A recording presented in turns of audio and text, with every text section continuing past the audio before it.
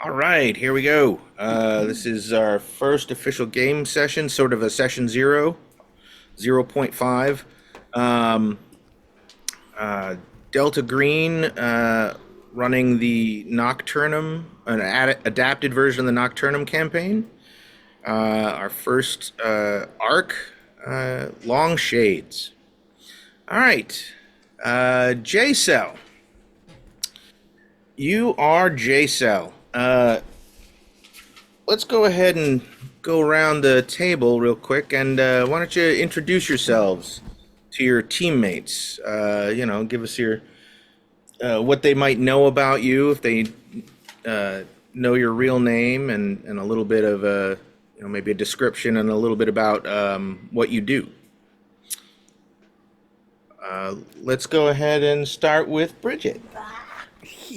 Um, That's what you get for being quiet for too long. ah, so, Federal Agent Brian Taylor Perez.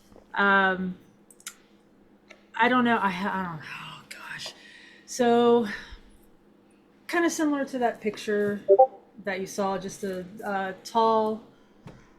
taller woman, Thin, thin. angular features. Yeah, long dark hair. She'll wear it in a ponytail a lot on these things. Um, she's not gonna. She's not very chatty. She's kind of a little bit aloof or distant sometimes. So yeah, I don't know. That's all I got. What agency do you work for? The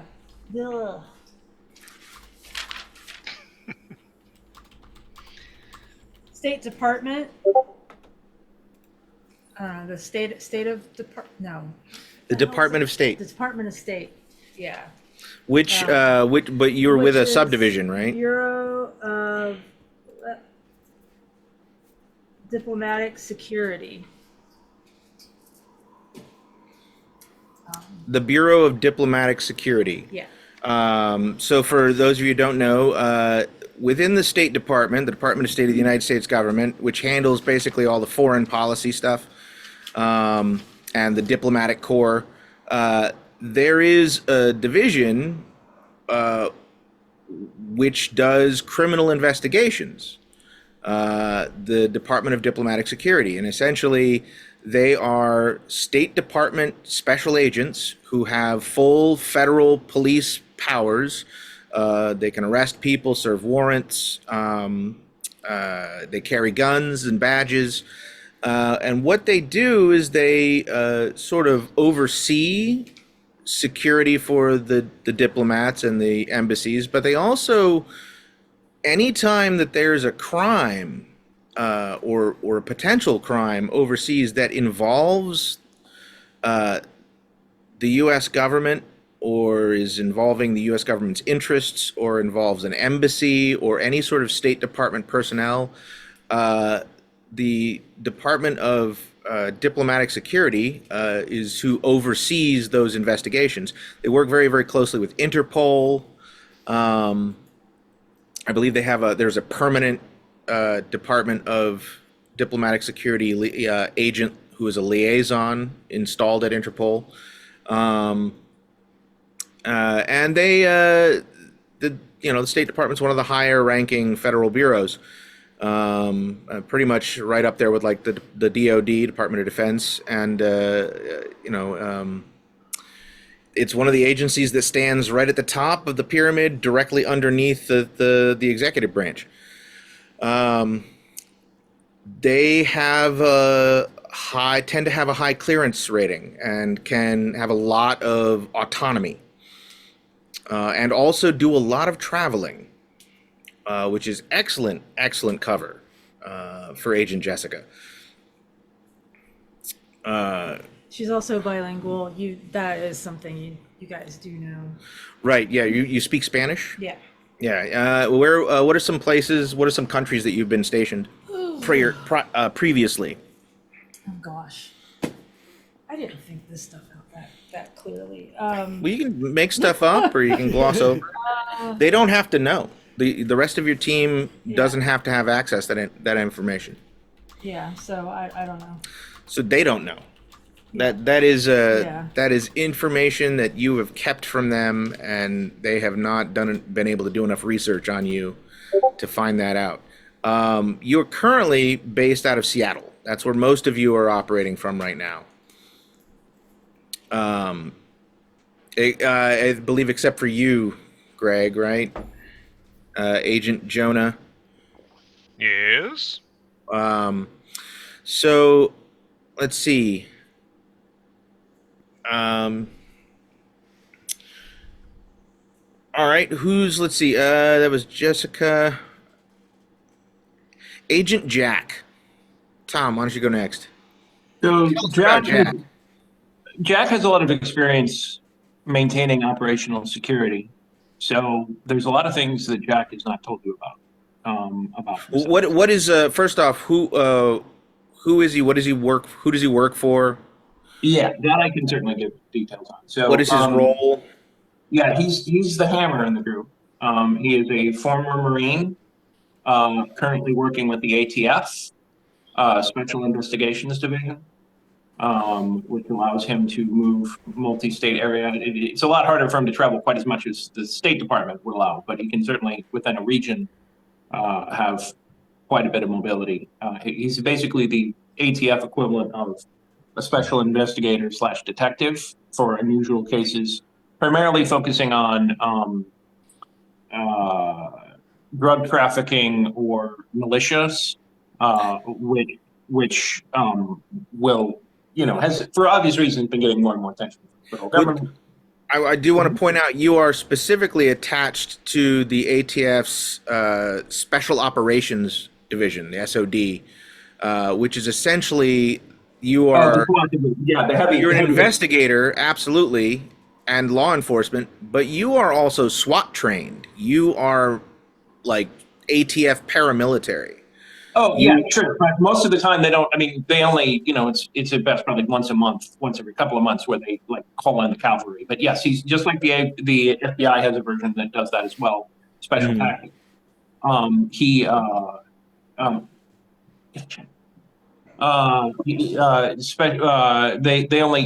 a fully functional special agent with law enforcement and investigative powers. But yes, he is also a heavy hitter, tactical.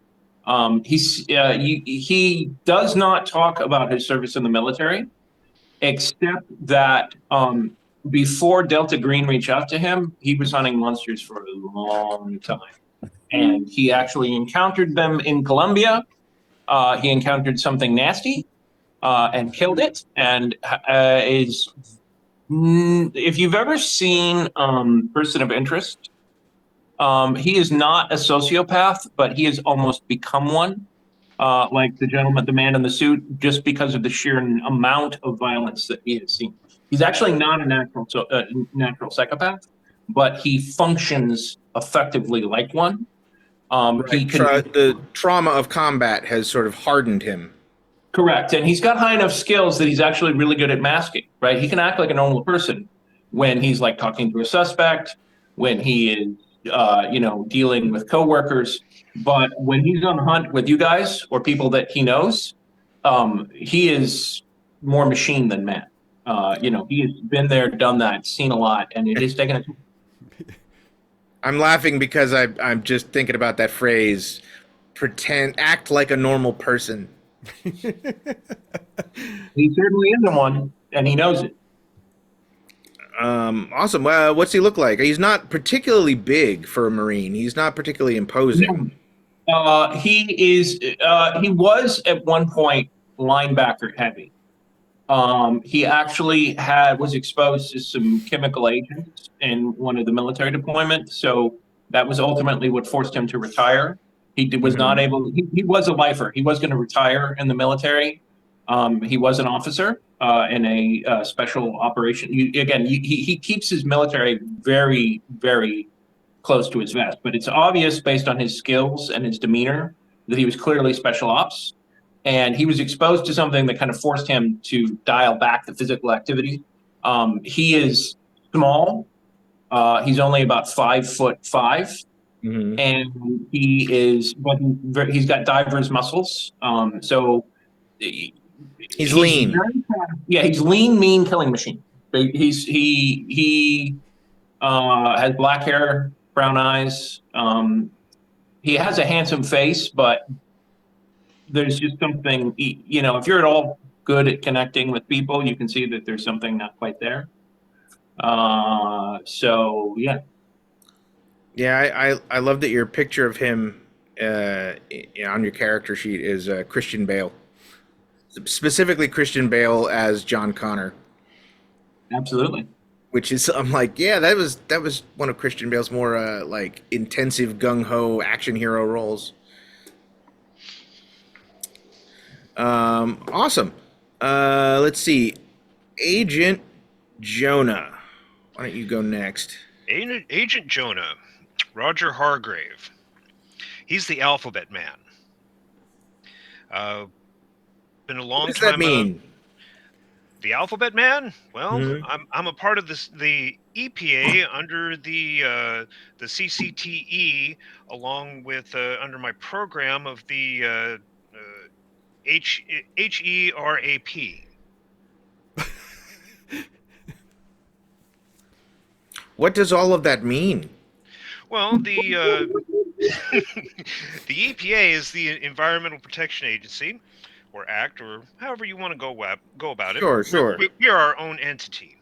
Mm-hmm.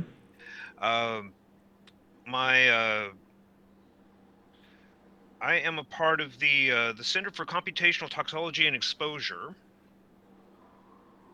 Exposure. Interesting. Exposure. That means I get sent places to find samples and do things and prevent loss of life and the environment. Mm-hmm. I'm very important. Yet you're frequently attached to task forces and criminal investigations. That is correct. All the way from pesticide misuse to toxic waste reclamation and finding out who did what and then shake our fingers mightily at them. Mm-hmm. Now, of course, my HERAP is my health and environmental risk assessment program. Okay. So you have a budget. Nice. And I do flirt with Barbara from accounting. She does allocate some additional funds. That's Barbara from accounting. That's hold on, I have it here. That's Barbara Lipkowski.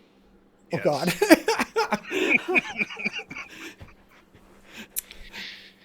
She'll be relevant later. She's one of your bonds. Yes. So you're a scientist. I'm a scientist.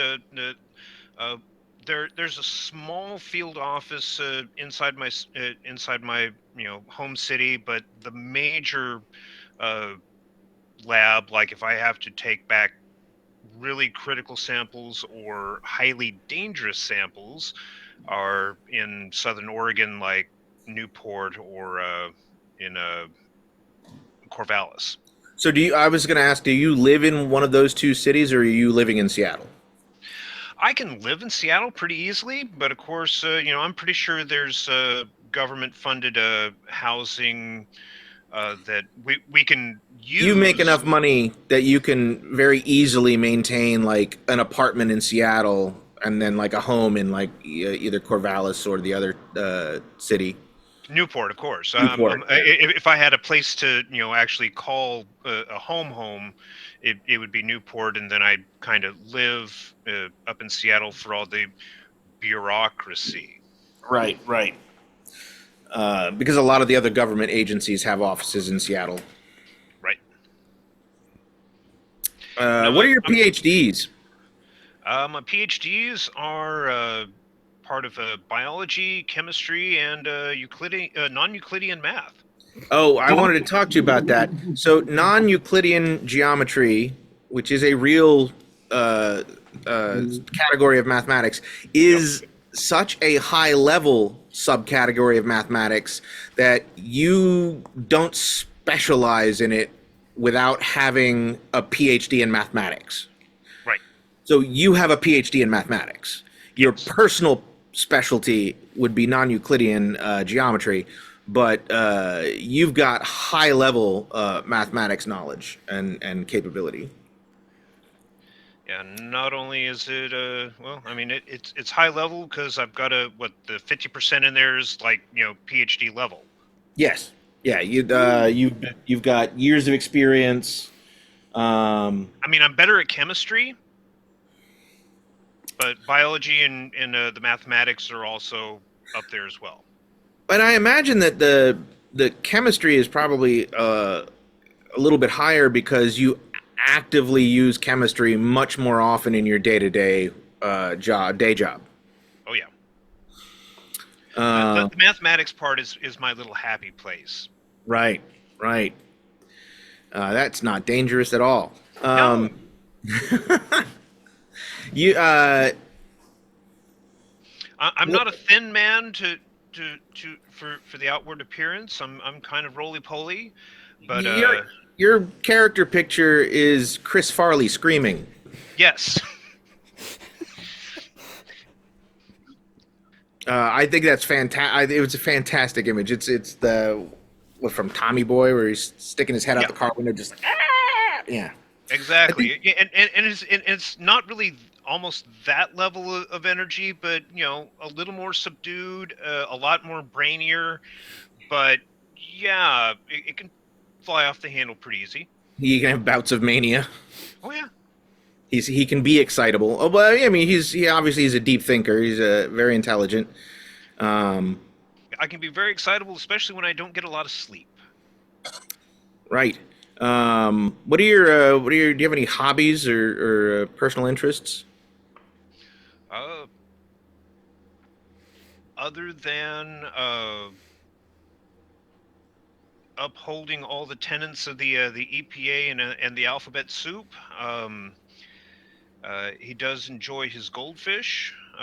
He goes out to the firing range with his good friend Matt Duggan, Mm-hmm.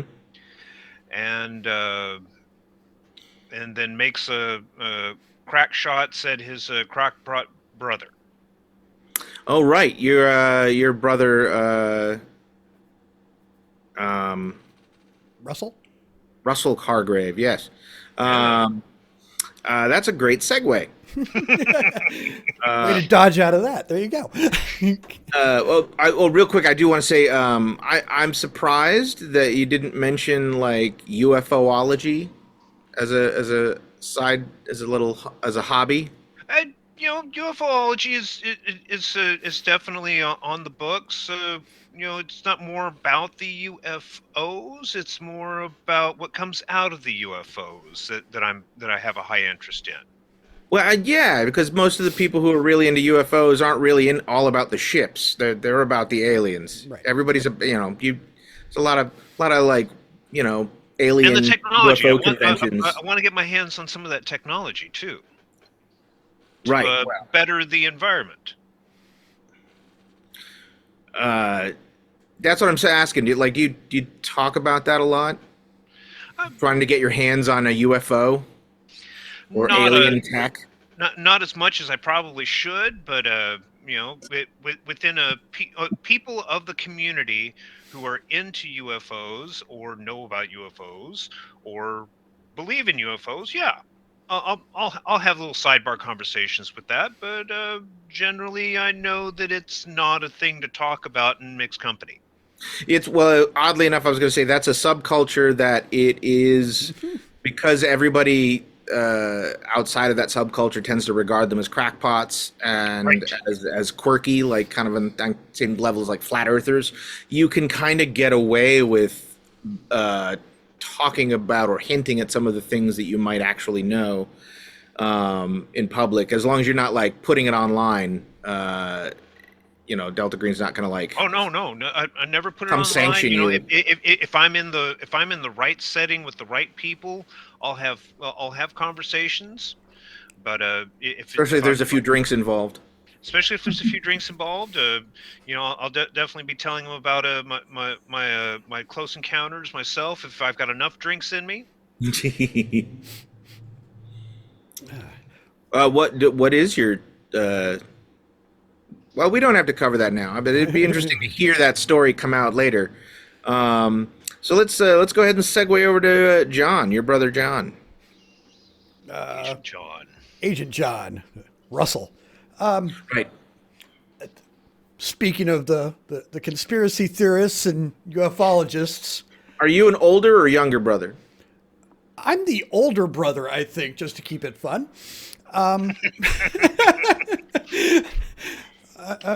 actually a little bit older. Kind of very odd fellow. Those of you with the military experience, having worked with them, just, even bumping up against him, this guy's kind of like a small linebacker. He's not a weak man. He's not a little man. And, he can hit really hard. He's not trained to kill or anything. But beyond that, his brain is just a sack of weasels. You're a civilian, right? Civilian. I'm a Yeah, blogger. I literally get online and talk about conspiracy theories, and my viewers are who pay my bills. Now, technically, the kids today are calling that an influencer. An influencer. Oh yes. I'm all over TikTok. And, Like that's what you would put on Instagram, your yes. tax returns. Right, but he's essentially looking at it as a business as a blogger doing this, and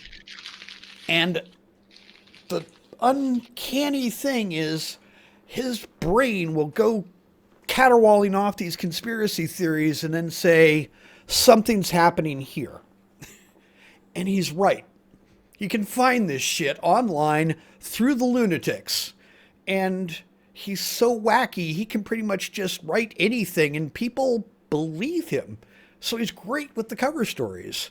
So you've got quite a following then in the crackpot conspiracy theory circles. Oh, yes. And yeah, that's a lot of people listen to me. And so it's kind of a handy diversion.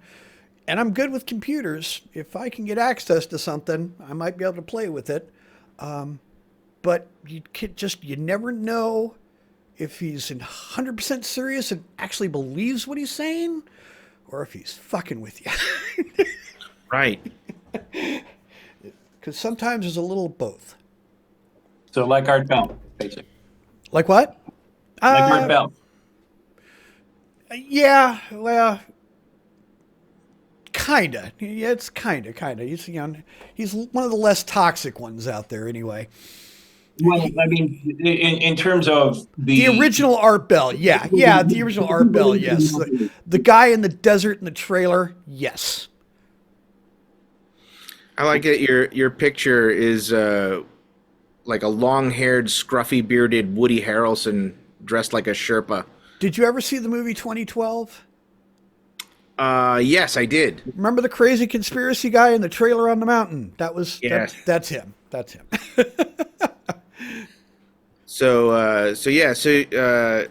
Roger and Russell Hargrave, the alien-obsessed scientist and his conspiracy-obsessed blogger brother. What are John's? Russell's. So you guys stay connected to your families? Well, we ended up, because of the way, at least I got involved with it, I'm assuming that Roger was somewhere in the peripheral of it, right? Well, yeah, that's something we hadn't really established yet. Yeah. I don't think you guys have the exact same inciting incident as your first contact with the unnatural. No, but the fact that it happened to two people in the same family, I would assume Delta Green would be like, let's keep an eye on them. Well, yeah, and Put them on the same team, just... Yeah, and your specifically your incident had something to do with hypergeometry, yeah, and a cult ritual. Right.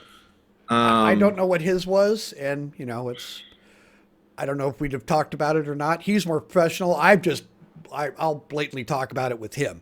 You know, he doesn't care. Right. You have a girlfriend? Yes.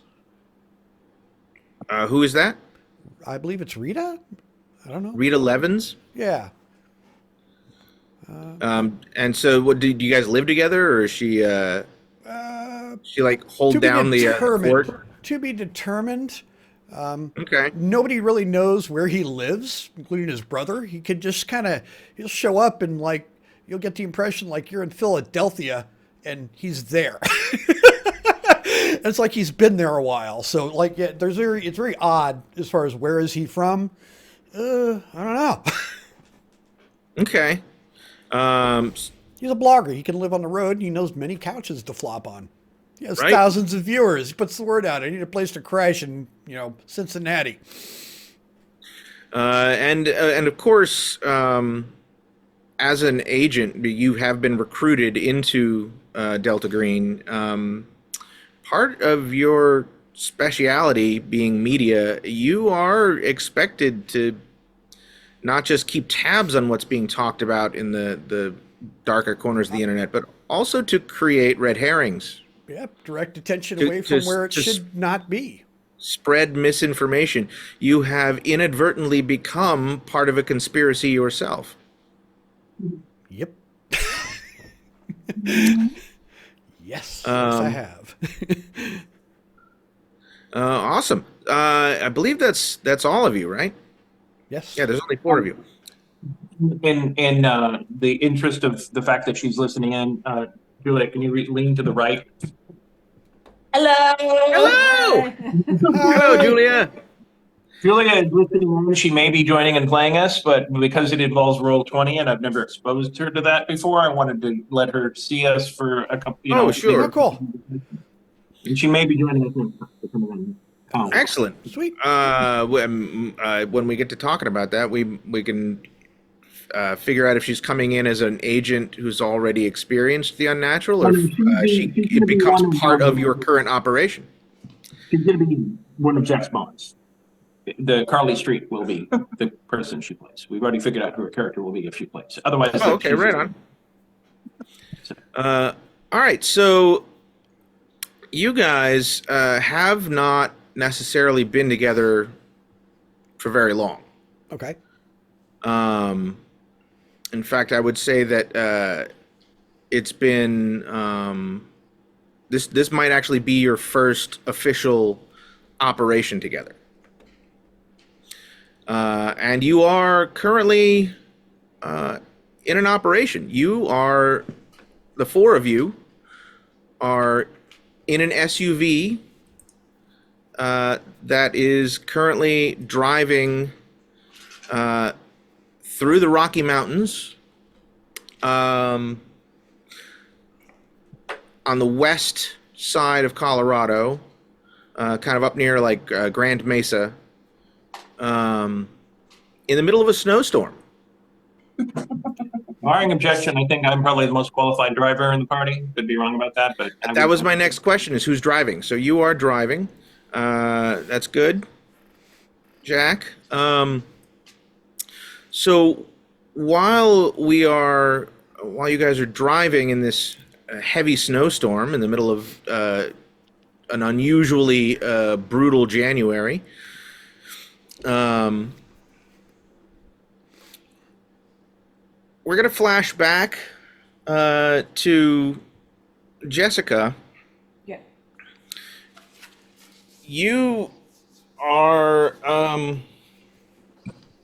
you're at the office that you normally spend most of your working daytime at when you're not on a case or on an investigation or on other business.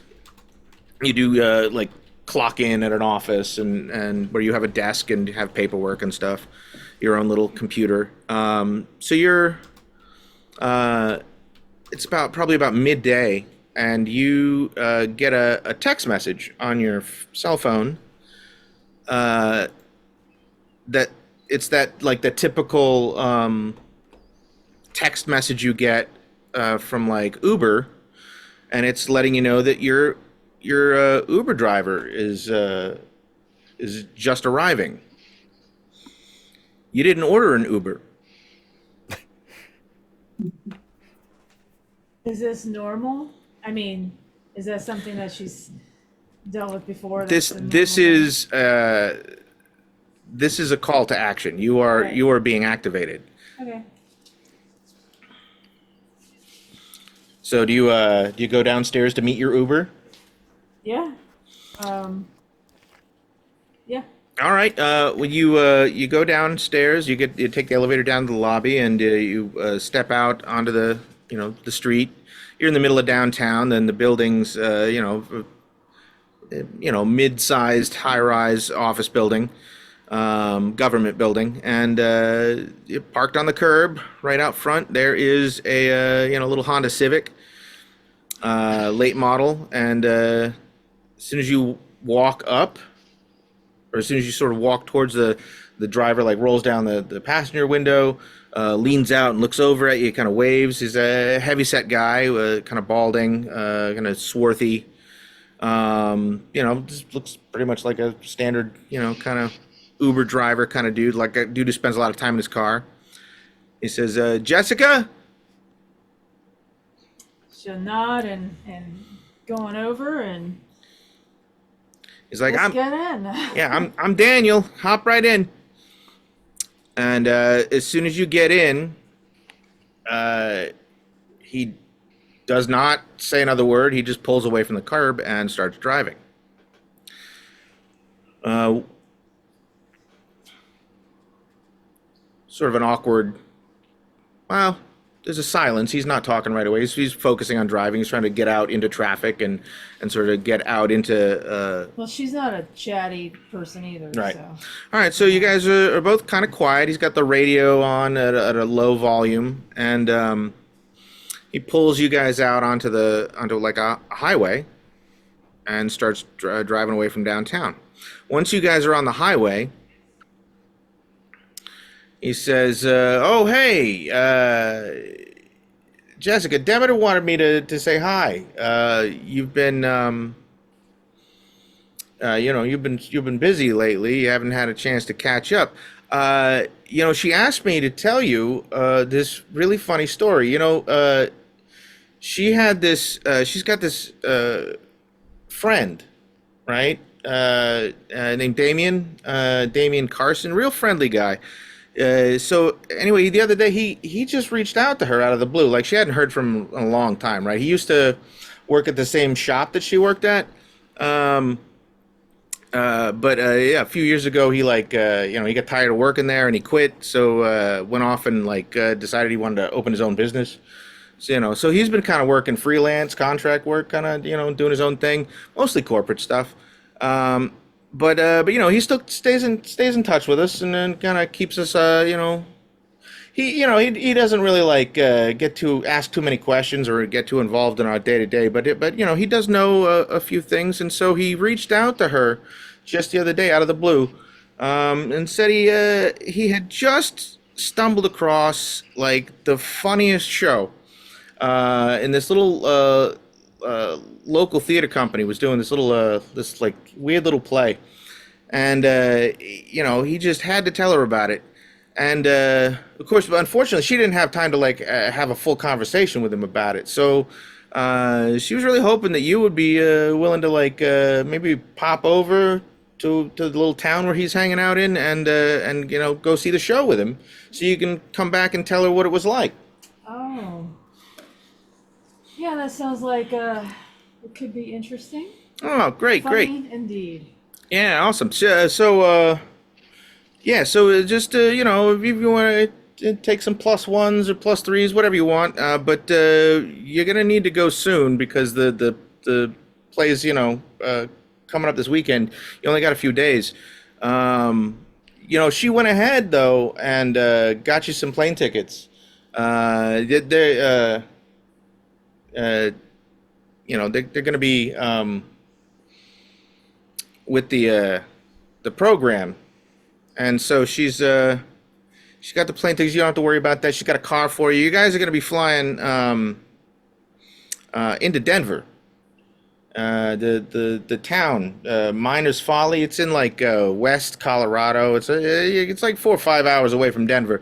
There's a smaller. It's not too far away from Aspen. There's a smaller airport over there, but it's too noisy.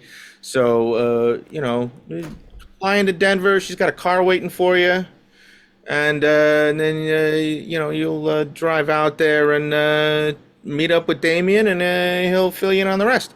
We're real interested to hear what he has to say, because we really don't have a whole lot of information on this play. It might be an opera, it might not be. So, but either way, I think you dress warm. The weather's supposed to be real bad, and get back to us as soon as you can. And while he's been having this conversation, he's done a little loop and pulls back around, and he actually has driven you to your apartment or wherever you live currently, and he drops you off in front of your place. He's like, well, here we go, Jessica, have yourself a great day. Complimentary bottle of water. Thank you. All right, cool. Oh, don't forget your laptop case there. There's a little black nylon valise that's like a laptop bag that's sitting in the back seat on the floor. All right. She says, don't forget that, Oh yeah, thanks. Yeah, have a good day. And then he pulls away as soon as you get out of the car. Going into your apartment, and you open up the valise, and there's a couple of envelopes, a large manila envelope, and a smaller regular-sized envelope that's got has 4 plane tickets. Your plane leaves in 3 hours. In the manila envelope, there is a picture.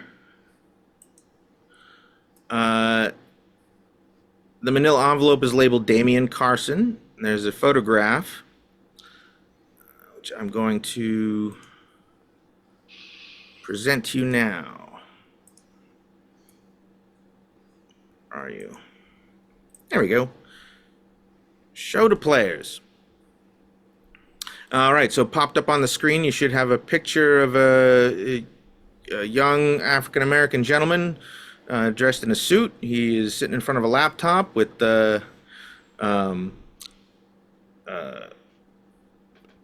silicone gloves on, holding what looks like a small watch. He is, there is a, I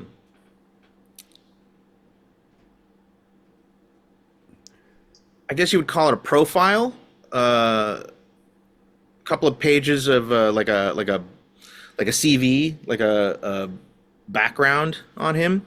It's heavily redacted. But the one thing that stands out is that he was an investigator and field op for the CIA. And of course, you know from the conversation that he was identified as a friendly. And in Delta Green operational terms, a friendly is someone who is not an agent and is not officially part of Delta Green, but who has worked with or does work with Delta Green in some capacity because of skills or experiences that they have. And while they may have some exposure or understanding of some level of the unnatural, most friendlies have very little understanding of the true nature or operational protocols or structure of Delta Green. What most friendlies know is that any agents that they work with are part of a government agency with no name that investigates strange and unusual situations and activities. it is not unusual at all for friendlies to be the source of leads. And you also know from the sort of coded language Daniel was using in the conversation that whatever information Damien has, he believes that it is important enough for Delta Green to investigate, but has not disclosed what that information is to Delta Green, but is apparently has a strong enough relationship, at least with D-Cell, that D-Cell is willing to activate J-Cell and send you guys out to this tiny little podunk town in the middle of nowhere, where Damien Carson apparently is hanging out, to find out what's up. You, as the liaison, now that you have your marching orders, also in the manila envelope, there's a little bit of background information on the town that you're going to. It's called Miners Folly, in a place called Snowflake Valley, which is directly adjacent and in the shadow of Mount Clemson.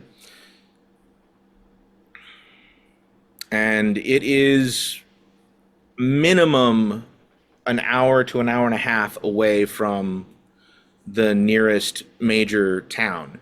The population of Miners Folly is listed as 440. Let me double check that. Where's my... Oh, there you are. Oh, I'm sorry. Population is currently listed at 530. So it is a small town. Dude, when he was talking about his funny story and all that, did you say what the business was of Damien Carson? Like, so I know where we're going to contact him. Damien is currently staying at the only major hotel in Miners Folly. It is called the Clearwater Hotel. The Clearwater is apparently built sometime in the 30s, but underwent a major renovation just like 10 years ago. And Miners Folly is a mining town. It was apparently a gold rush boom town in the 1800s. It was built in like 1890. Has not changed a great deal since the 1800s, but is currently the home and central headquarters for one very small, independently owned mining company called DMI Incorporated, which stands for Delaney Mining Industries, and is also host to a satellite office for another larger corporate mining company called Universal Minerals Incorporated. So there are two mining companies operating mines currently, active mines. They are mining copper. And these are below ground mines.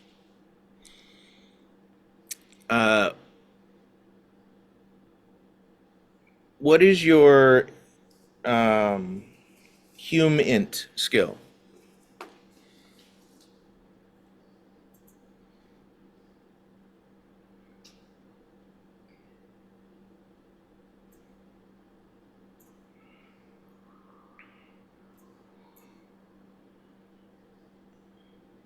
Yeah.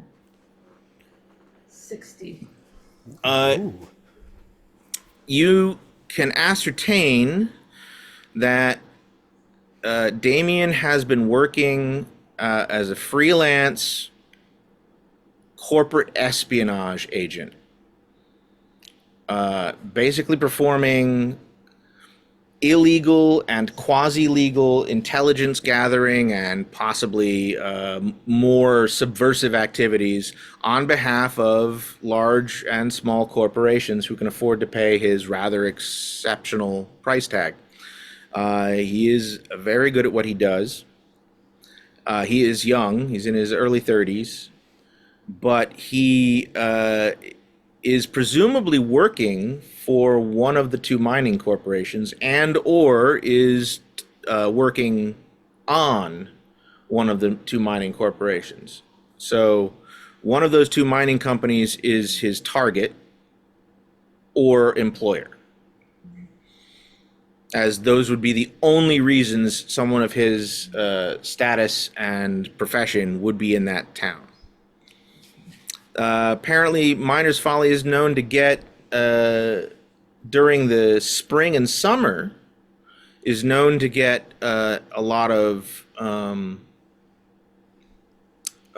tourist traffic. The last several years, tiny, small, out-of-the-way towns and ghost towns and old mines, those are all very popular with a certain class of tourist. Also, it's not very far from Aspen and some other and major skiing resorts, and so apparently people from various who are out there like skiing have been known to pop over and stay in the Clearwater Hotel as sort of like a little out of the way hidden spot that has it's got a bit of a reputation as being like a plum hideaway for the tourist crowd online. There's no official web page for the town. It's too small. But there's a lot of unofficial chatter on message boards and stuff, the tourist crowd. Some of this information is information that you are able to ascertain yourself right there by doing a little Googling. Some of this information is in the packet that you have. Do you have any other questions? Just on, I guess, the logistics of how am I going to know who I'm meeting up with? On this You website? know who the other three members of JCell currently are. Okay. You know exactly who they Okay, are. So I know who they are. You and know we all everything know- that they told. And That we all know we're yeah. meeting at the airport. Every member of the team basically. knows everything that was discussed during the character intros. Okay. So, You have a specific. Am I the one that contacts them? You are the to one that put them in? contacts them. You have a unique and specific communication Okay. channel for each one of them. Okay. In my case, you just send me an email. That's all you need to worry about. It gets to me and it's secure. I have Right. an email address you can use, and you don't even have to think beyond that. And any electron, now it is operational security protocols for Delta Green that if you are using any kind of electronic communications, that you don't even use coded language. Like the communication itself is the signal, which then triggers a prearranged secondary channel, usually direct, like, okay, I meet at this location, or go to this PO box and look for some other form of communication. But essentially, you're going to reach out to each person Okay. individually and say, all right, we're meeting up. Okay. When you're dealing with things like Migo, assume they have superior technology, so analog everything is the only way to go. Tom, does Jack have the unnatural skill? He does not. Then you do not know the term Migo. Fair point. Okay, let me put it this way. When you're dealing with aliens, since I'm assuming we met as J-Cell at least once, assuming they have superior technology, would mean going analog all the way. Well, it's not really the aliens that you have to worry about. The number one threat the number one source of 90% of the threats that Delta Green interacts with are other human beings. That makes sense. The unnatural forces at work in the world do not work alone. They work with significant amount of allies within the human race.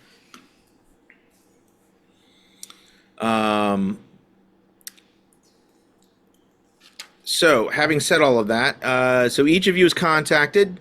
You get your email. Maybe one of you gets a beeper message.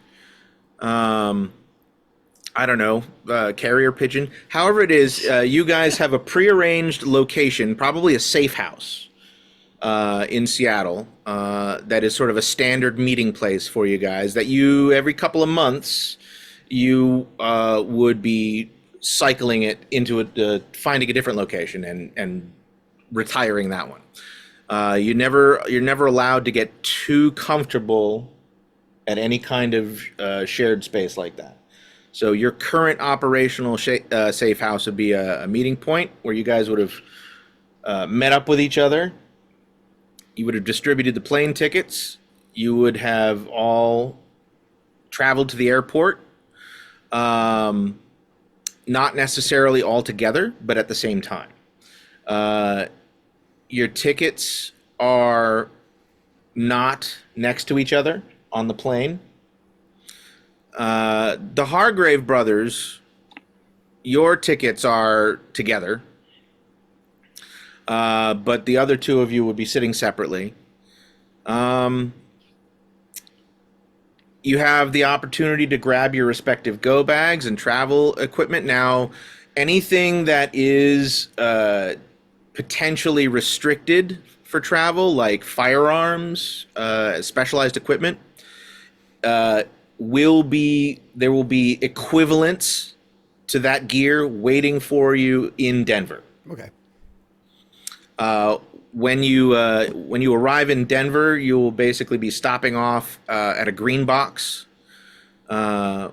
which you have a prearranged protocol for. A green box is a Delta Green stash. They are utilized throughout the entire organization. They're like semi-permanent stashes, sometimes in safe houses, sometimes in like bus station lockers, sometimes in like a bank vaults. What do they call those? The security boxes. But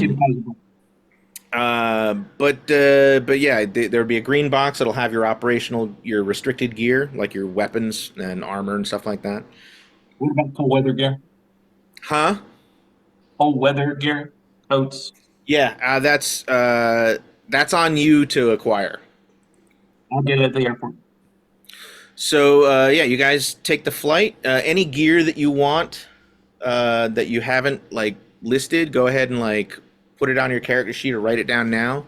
If there's anything that's like particularly specialized, something that a regular civilian wouldn't be able to get access to, or is particularly expensive, let me know. I'll let you know if you are able to secure it. But you guys take the flight to Denver. You go to the rental agency where there is a rental car that has been rented by a shell company as a business rental in a false identity that at least one of you has the false credentials for, probably you, Tom. So you've got a false ID. There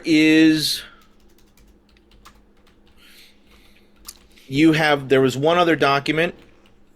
Each of so three of you who are working for government agencies, the EPA, the ATF, and the State Department.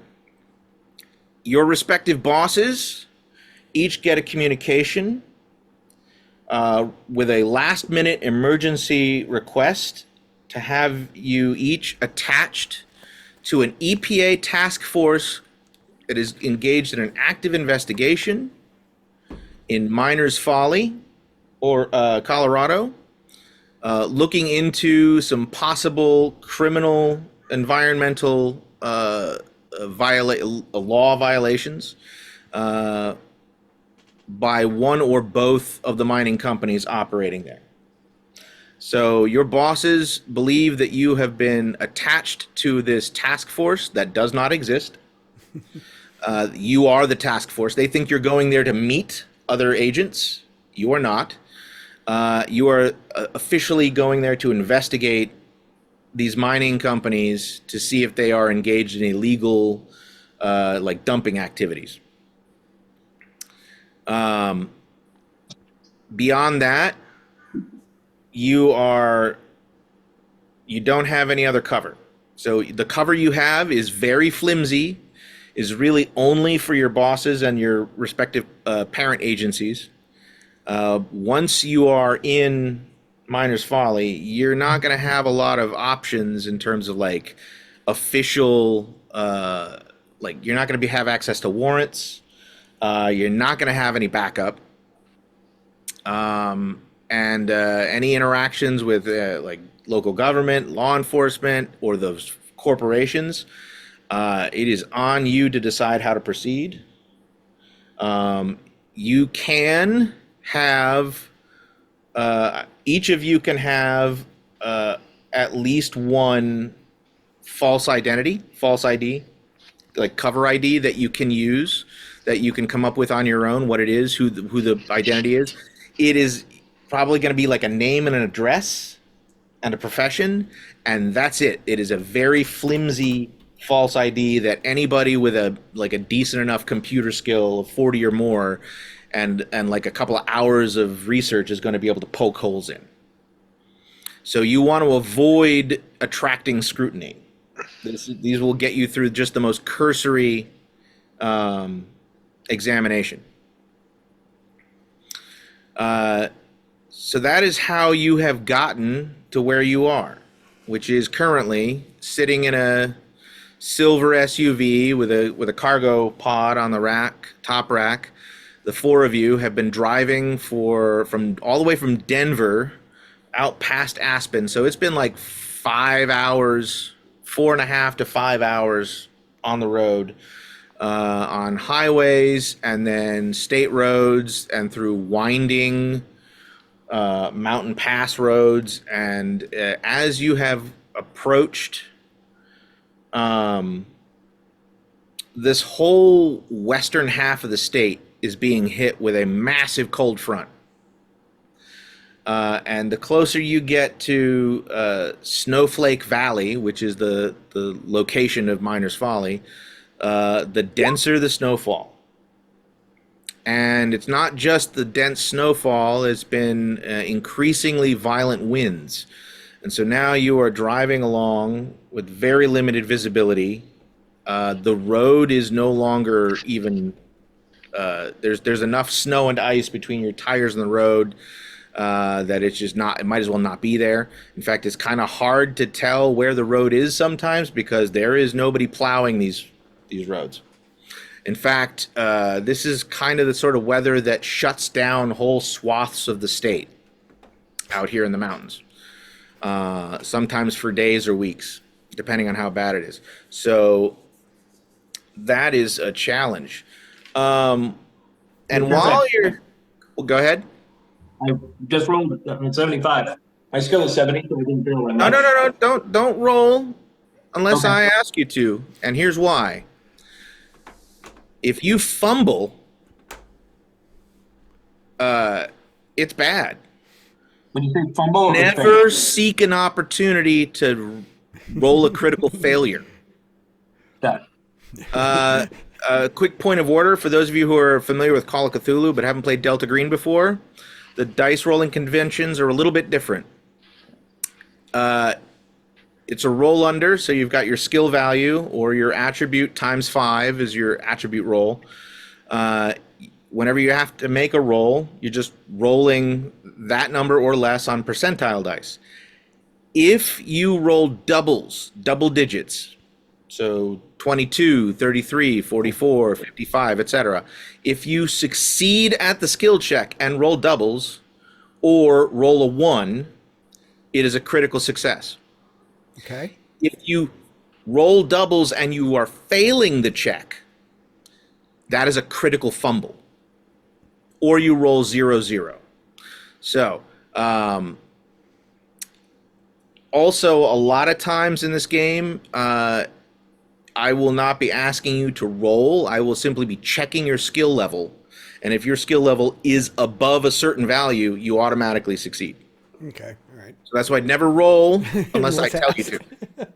Never roll the dice unless I tell you to. It sounds like they can Yeah. go spectacularly good or spectacularly bad.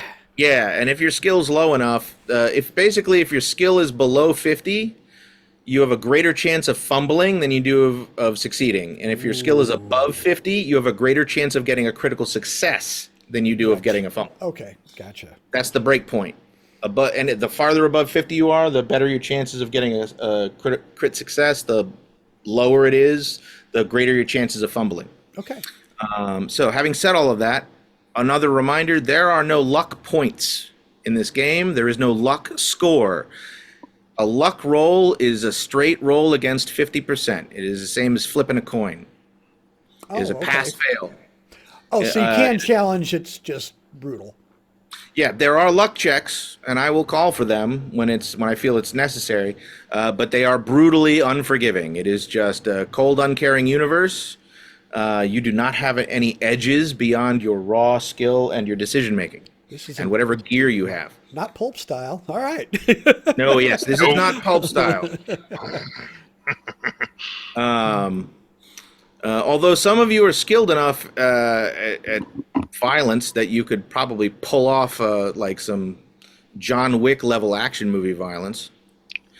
The first two films, not the 3 and 4. That series gets increasingly crazy as it goes. But having said that, let's see. Jessica, who are your bonds? My brother and kids, my partner back home, and my best friend. Would you describe for us your last interaction with your partner before you left town? What did you tell them? How did that interaction go? What were you guys doing at the time? You only had 3 hours. Right. To prep. I mean, well, we were at the at work pushing paper, apparently. But you remember he drove you home. The partner did, or the the Uber? the Uber driver Yeah. drove you home. Yeah. What's your partner's name? It is Ryan Burkwood. So, I don't know how when we do those, like, this is questions I have because this is all foreign to me. You are writing this scene. Essentially, you get to decide what happens. You describe it, narrate it for us. You don't have to talk in character. The if you thing don't that I want was to. going to ask was, like, when she gets called off to do these things, you know, and then there's this loose whatever at work, you know, to get her out of town for whatever filthy green stuff. Mm-hmm. When would it be so elusive or whatever that she wouldn't be saying anything over like a text, like being called out for whatever the cover is, or what You or can. whatever. Your communications with your partner are pretty standardized. Like you don't, unless you're talking about highly confidential or sensitive, high security clearance information, you can communicate with your partner freely about whatever. Okay. But you have a cover operation, so Right. that would be what you'd be expected to communicate to your partner, is that you've been Yeah. called. It is not at all on you, and your partner do not work super closely every single day. It's you are partners, so you work together, but you're also part of a team that's a larger office. That team's not particularly huge, and everybody on the team works together, and so you are both working on individual cases as well as having cases that you work on jointly. Essentially, think about it if like the show Fringe. You know how Agent Dunham has that guy who works in the office who he's like her partner, but he doesn't work with her directly on the Fringe division. Got it. And so she calls him in for help whenever she needs it, and they communicate. Yeah. But he's not particularly involved in all the details of the cases that she works on. So it's sort of the same thing. She would probably call him then and just let him know that she's got called, to do whatever it was that her work, whatever the cover was. Okay. And then she'll also ask him if he could just check in on her bestie, Chrissy, because he knows her as well. Just check in on her, while I'm gone. What's his name again? Ryan. Ryan. Yeah. Ryan seems a little nonplussed. He's like, "Oh, again? I mean, all right, yeah, sure. What's the deal? What's the op?" How does that saying go? I'm not at liberty to discuss this. Yeah. Oh no! All right, Yeah. okay. But all right, yeah, that's fine.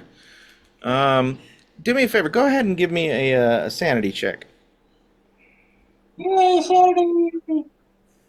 What are we gonna do for sanity? Do you see what your sanity points are? You see under no, you just had it. Scroll down under derived attributes. That whole little box. Look for sanity points. The current value. Yeah. You're going to try and roll that or less on percentile dice. Okay. No. What did you get? Oh wait, what's it? Hey, Oh wait. question or point of order. On attribute checks like this, do the critical rolls or fumble rolls apply as well? Yes. That was actually barely. It was 63. You got a 63? So it was 63. All right. Barely. He says, "Yeah, well, just be careful. Take care of yourself. Watch your back. Who are your who's on this task force? What are the other agencies on this task force? It's EPA, right? Yeah. Is it just EPA? I mean, I don't know why they pull in the State Department, but I guess if either of these mining companies has international operations, I guess. What was ATF? Alcohol, tobacco, and firearms. Yeah.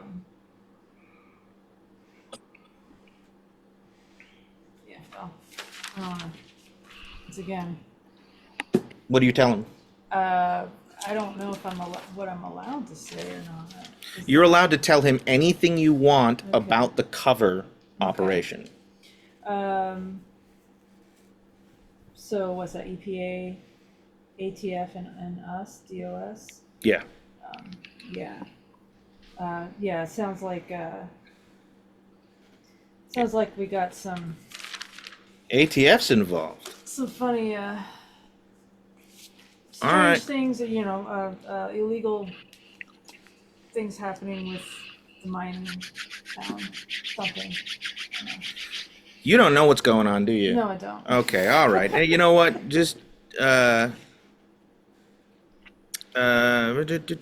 on a second.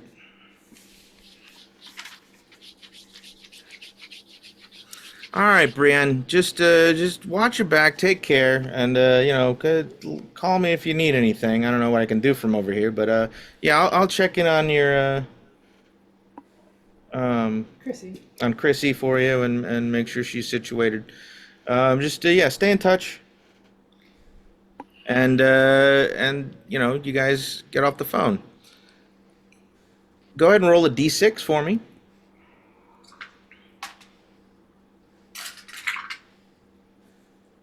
3.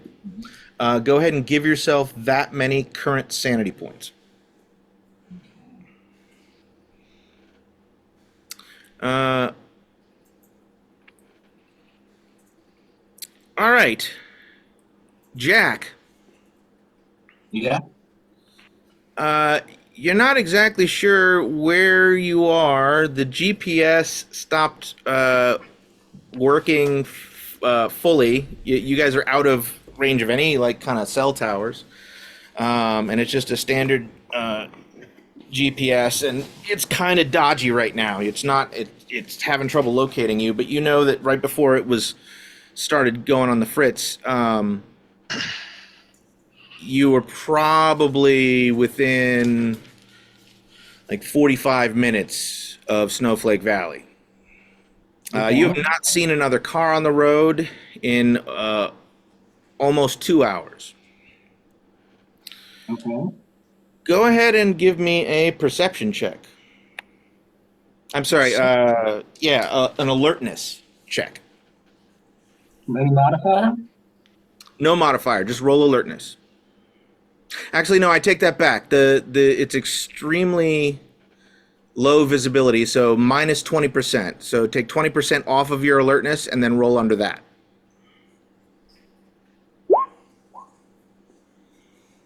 What'd you get? 2. 2. All right, you succeed. It's dark because it is by the time you guys got out here, going through all of your steps, it's probably like I would say it's about 11:15, maybe 11:30. Yeah, it's 11:30 at night.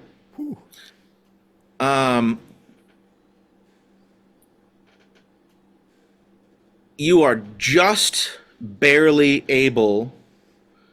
What's your driving skill? Driving is 70. 70. You are just barely able to react to the figure that is standing in the middle of the road. They are not standing square. They are moving across the road. You have just the briefest flash in the headlights of what appears to be an old man in a leather jacket with his hair in braids, with a big wide-brimmed hat and a scarf wrapped around his face, half his face. He's like crossing the road about 10 feet in front of the car. You're not going super fast, but you need to make a driving check for me. Any modifier? No modifiers.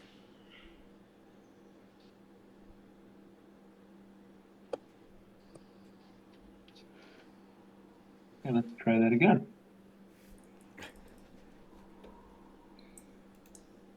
Oh, that's why it's not doing it. Okay, let's try that.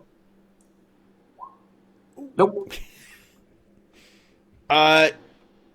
Unfortunately, you try to swerve to avoid hitting him, and the car completely loses traction, and you don't hit him straight on, but you catch him on the corner of the hood as the car is sliding forward, having tilted around to the right about 20 degrees.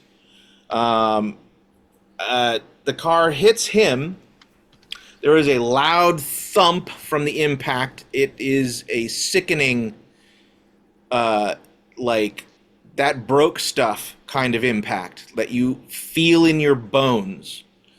The kind of impact that if you were on the receiving end of it would be just feel bad. And then your car is spinning 360. The back end is coming around to the front. You gotta slide off to the side of the road and end up sliding at about maybe 25 miles an hour into a snowdrift, back end first, which brings the car to a sudden and abrupt stop. Let's see. Everybody, is shocked by what just happened. Who had Greg? Did you say you have a sleeping disorder? I do.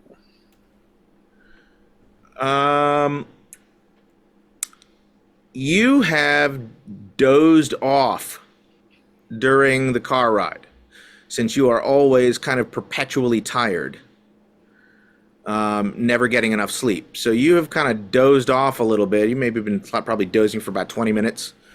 So you are jolted awake by what's happening. Go ahead and give me a sanity check. Ah!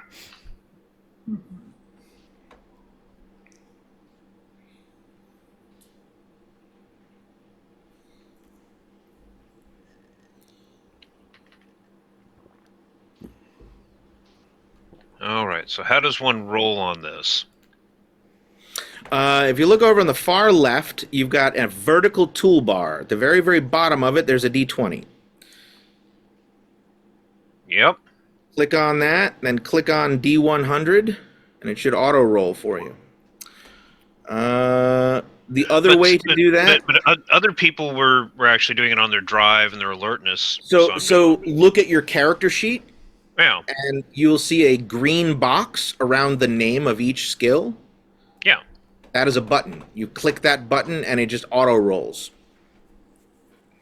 So go ahead and read. If you want to re-roll, do it from the character sheet.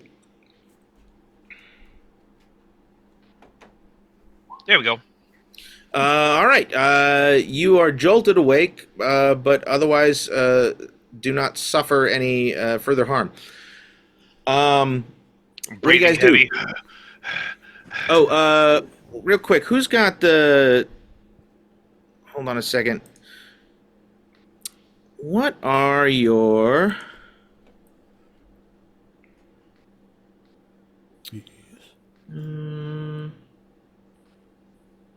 Oh, where are the tokens? Oh, okay, I see. Give me a second. Oh, rolling them into a turn order. Yeah, I have to add your tokens to the... Real quick. The tokens are on the board, but they're not assigned to your characters. But that takes me a second. I'm almost done.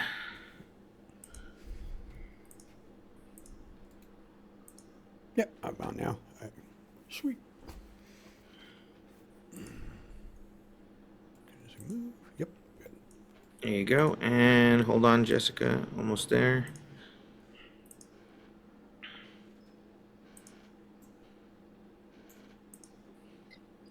And bada boom. And now, let's see. Where is it?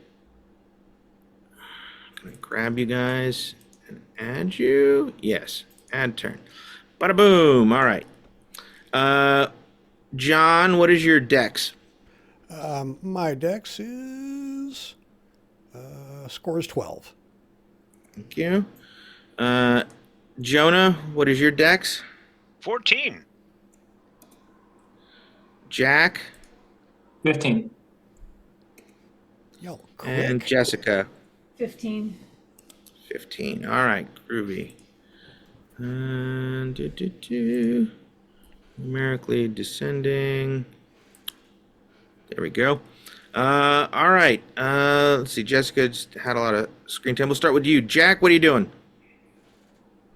Is the car stable and stop? You can see in the headlights behind where you guys hit him. So you hit the guy, spun around, slammed into a snowdrift. So he's back, and he is sort of in a heap in the middle of the road, kind of over on his side. But he's like leaning up. His hat is like a few feet from him. His scarf has come loose. You can see, he's can't really make out a lot of features because of the snow, but you can tell that this guy looks like he is a Native American. Okay, so my two immediate priorities are get someone out of the vehicle who can administer first aid. I have zero medicine skills, so I'm not going to try and do that. Does anybody know first aid? That's the first thing I'm going to do. You would know that that's something that I'm into, actually, Okay. the Then, survivalist aspect. then the next thing I'm going to do is make sure that anything I can do right now to keep us from getting stuck and to also make sure that I can get the door open for somebody to get out and stabilize that guy. In that order of priority. So should I make, is there a control on the vehicle that I can do to facilitate that? Yeah, you can hit the unlock button and make sure all the doors are unlocked. Okay, I'll do that then. In the meantime, But other than that, there's not much you can do to like help somebody else get out of the car quicker.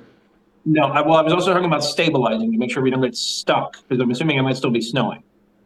Oh no, the snow is coming down as hard as it is possible for snow to come down, which is to say that like snow doesn't come down like rain, right? It doesn't hit you, it floats. But when there's a certain density of it, it hits a certain saturation point.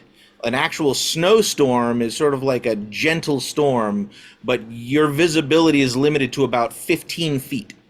And even like starting 5 feet away from you, things are fuzzy because there's so much snow between you and the Borderline whiteout condition. Almost. Yeah, I'm yeah. Here, so the next thing I'm immediately going to do is get out and look and see if we need to prop up the wheels to get unstuck. We'll start digging out. Okay, so you jump out of the car and you say, "Does anybody have first aid?" Then you hit the locks, jump out of the car, kind of glance over at the old man, and then you inspect the car to see if it's going to be a pain in the ass to get out. That's correct, because if we need to get the hell out of Dodge, and I'm also going to inspect any evidence on the car that we hit the guy. Say that again. I'm also going to inspect any evidence on the car that we hit the guy. There is a bit of a dent in the front left fender. Yeah.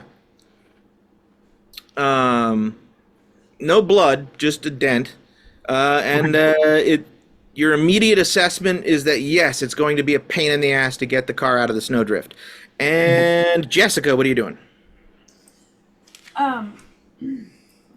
First, is everyone okay? Good. It was not. It looks like Agent Jonah might have a heart attack. He's breathing heavy. He's pale as a sheet. Seems to be having a difficult time with the situation. Okay. First aid. Oh God, I can't. I'm having a terrible one. Roger. Agent Roger. Right? No, that's his real name. Russell. That's his No. Russell and Russell. Roger. I'm Russell. Okay, Agent John. There we go. You can call them by their real names. Yeah, Okay, you we can. can't. All right. So Russell, you have the best first aid knowledge. It ain't great, but I got some. Yeah, it's because it's kind of hobbyist survivalist thing. So yeah. Okay. How about Joe? No, Roger. Yeah, Roger. I'm gonna get mixed up all the time. Yeah. With names. That's why I'm calling you guys by your agent names.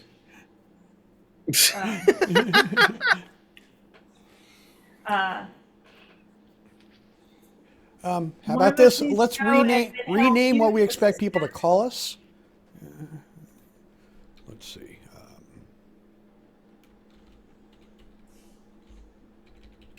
Yeah, you're all a little panicky.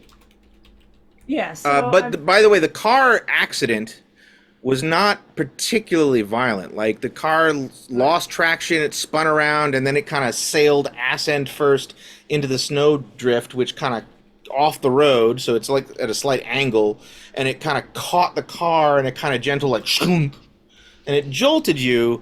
But this was like a very light car accident. Like the car is Okay. not damaged. I was gonna say one of us should go help you, assist you with the the man that's out there, and one should help with this car. You know, you getting what I'm throwing down? I'm not any help with the man, so I'm already working on the car. All right. The character's official name at this point in time is. The old man. Well, no, read the whole sentence. The old man in the road. The old man in the road. Okay. I've just called up his image on the screen so you can see the old man in the road. Old man on the road. All right, so All right, yeah, Jessica, I'm you barking just orders. bark a Let's bunch go. of orders. You're Let's like, you go in there, and you do this and that. And, And I'm gonna get out of the car, like, to go over to assist the old man in the road. all right, Jonah. I'm gonna zip up, put on my mittens, go through my checklist of am I being safe outside? You just get a scarf. You've got your hat. You got to pull your hood up, zip up. Like it takes you a minute. I'm going to say that doing that. So anyway, I would say that it takes you a minute to prepare yourself, and then you can step out of the car, and that's pretty much your turn. John. I updated in Zoom. The names are updated for everybody. Okay, groovy. So anyway, yeah, he's just like, whoa. But then he immediately jumps and he's scrambling down the road to where this guy is. As he passes, Smith, he's like, "Don't worry about your damn paint job. The man's hurt." And he goes running out there. All right, so you just jump out of the car and run over to the guy. Start running over the guy. Yeah, go bag in hand. Just. All right, so as you start, now the snow is not tramped down. Like it's thick, and you're actually having to like kind of, and it's at about just below knee depth. So you're kind of trudging through the snow on the road. Your car's kind of been plowing through it. Right. It is a all-wheel drive vehicle, and you do have snow tires on it.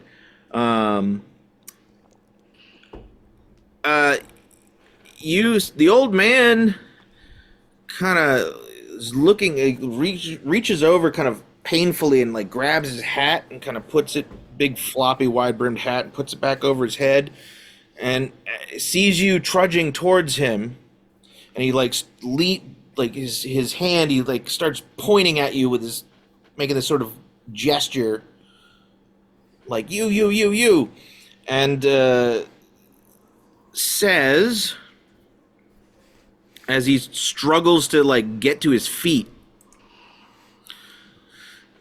"Chika towane, chika namoka towane, amanagata uruch," and then he kind of like, with a Herculean effort, like heroic, like struggles to his feet. His left leg is twisted from the knee down at like a 40-degree angle, and he's kind of putting most of his weight on the good leg, and he immediately starts like sort of lurching away from you off the road. I keep closing. I'm going to close, and if I can, I'm going to help him actually go whichever way he wants to go, though. I'm not going to like snatch him around. All right, yeah, no, he's like kind of lurching away from you. You can catch up to him a little bit, but you kind of have to like kind of run to catch him, and he's not going to stop. Okay. He like says what he says, points at you, and then is like trying to run away from you. You get like over to where he was, and he's basically off the road at this point and is like halfway into the tree line. All right, I just got to stop, and I'm like, and I just walk back to the car. All right, yeah.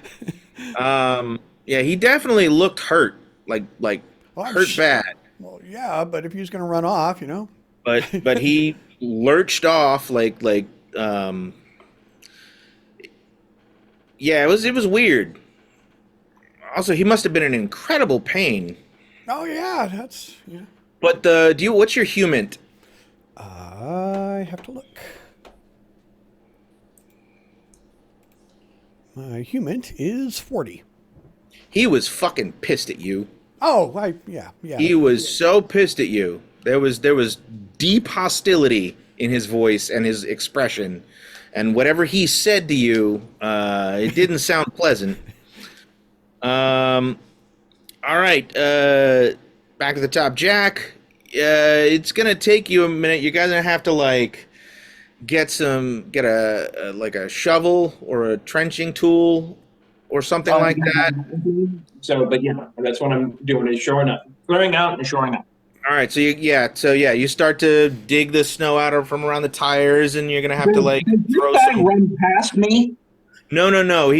So you guys hit him and spun past him. He's running back the opposite direction at an angle off the road, away from the direction you guys are.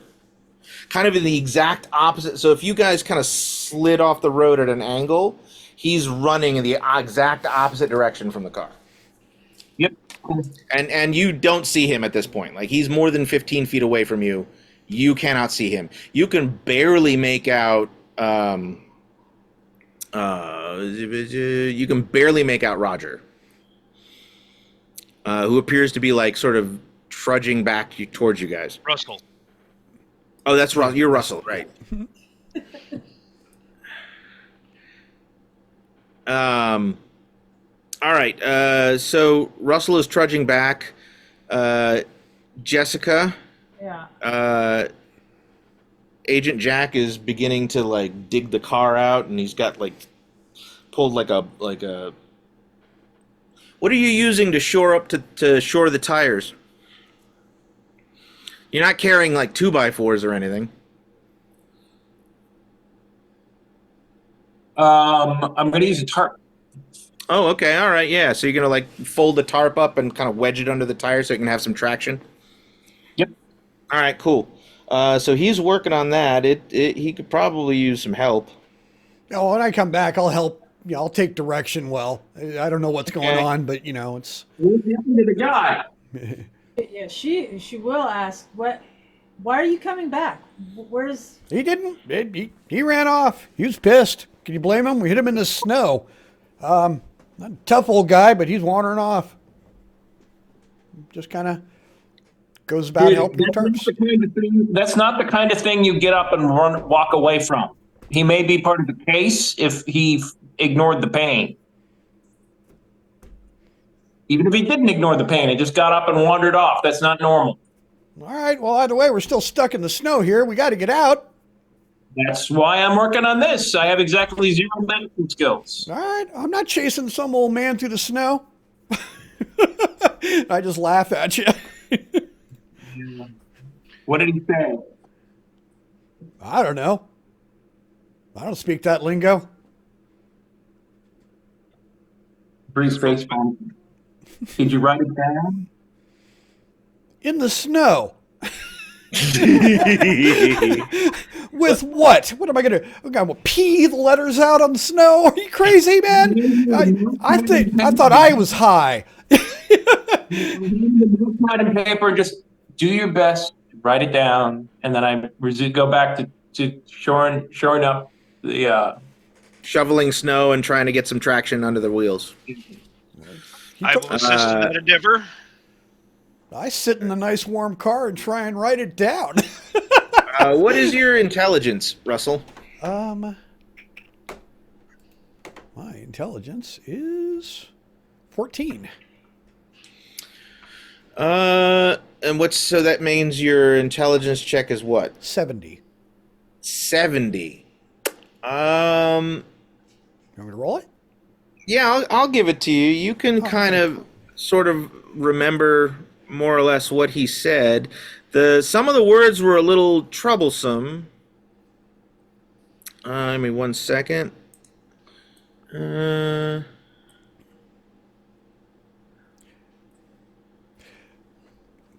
Does this seem like in any way like a chant or a curse or something like that? From I may not recognize the language, but patterns and.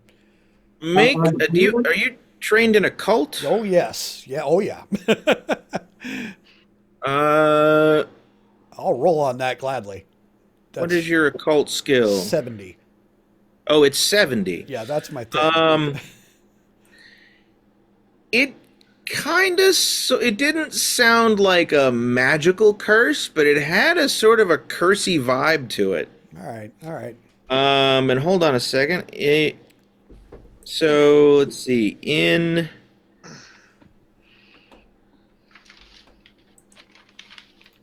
All right, so underneath the old man's little picture in the handout, do you see him in the handout in the journal? Getting there. Hold on. Old man in the road. Yes. Chika Tawane, he mutters. Chika. Yeah.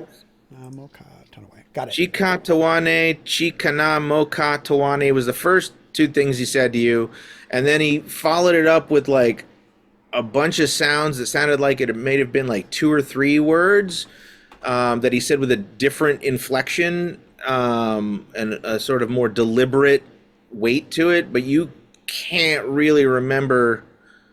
Well, go ahead and make an intelligence check. Okay, all right.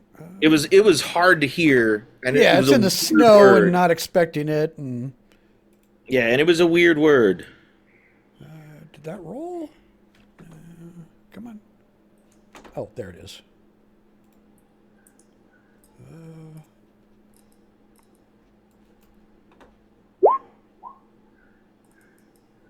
Okay. What'd you get? 28. Oh, all right. Success. You kind of spell it out phonetically as best you can.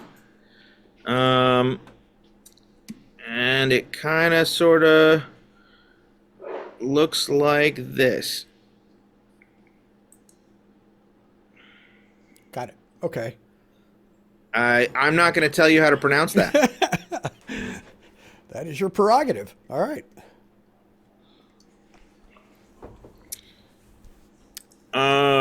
Okay. So yeah, I actually did write it down. All right, you jot it down. In the meantime, the rest of you, with at least 2 or 3 of you, if the rest of you are all working, the remaining 3 of you are working to get the car out. You are able to, after like 10 minutes, you are able to get the car out of the snowdrift and back onto the road. The snow is building up. What are you guys gonna do? It's a hell of a dodge. All right, you get back on the road and you resume driving. You guys need to dial this harp machine back. Gotta stop messing with the weather. After about 20 minutes, 25 minutes, you come upon, well, it kind of sort of looks like this. The road runs alongside like a wide, shallow stream. It's a small river, very shallow river. It's heavily iced over in large sections, but there are some sections where the water is running enough that the ice didn't build up. Hold on, let me put this in your. Oh, it's already in the journal. Show to players. Boom. Snowflake Valley. And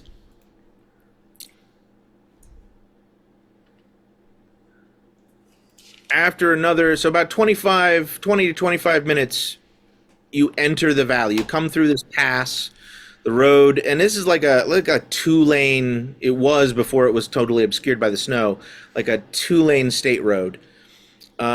You enter this valley. You're pretty sure you've arrived in Snowflake Valley. And then after another 10 minutes, the kind of road kind of wanders, snakes around. And up ahead, you see at first, and it's about midnight, roughly, by about now. You see at first like a collection of ghostly lights, like just hanging in the white. The lights themselves are giving off kind of a sort of a burnt amber glow. The kinds of street lights that haven't been, like, the Not glass LED. hasn't been cleaned in a long time. And it's kind of hard to make out the town proper.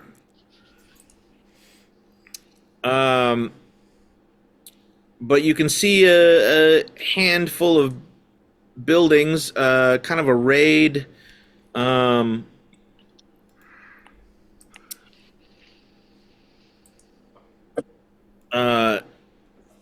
like an old west town.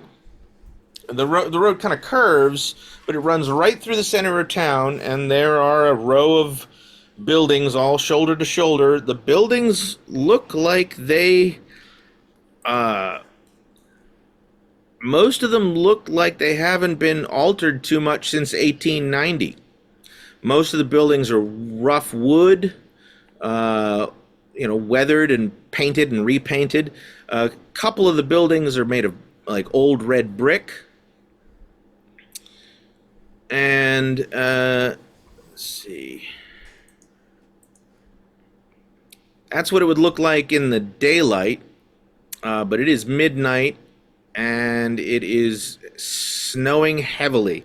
So much of the sidewalks are obscured, but there are these light poles, every, like, 50, 60 feet down the sidewalk. There are several light poles that are not lit.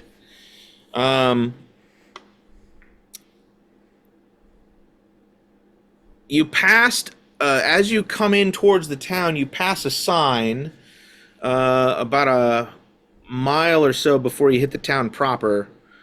There's a side road that turns off, kind of switchback going the other way, that kind of goes up towards one of the ridge lines. And there was a sign, big, highly visible, like, wooden sign that's been painted at, like, a white with like black letters, that says "To the Clearwater Hotel."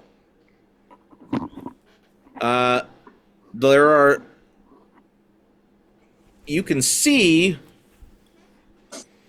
up on the top of this promontory, there's kind of a ravine between this one ridge and the next ridge over. It's more of like a large, rocky hill. And at this promontory, kind of perched above this sort of drop off, this ravine, there is a 3-story building that must be the hotel. It is lit up pretty well, so you can kind of see it from the road.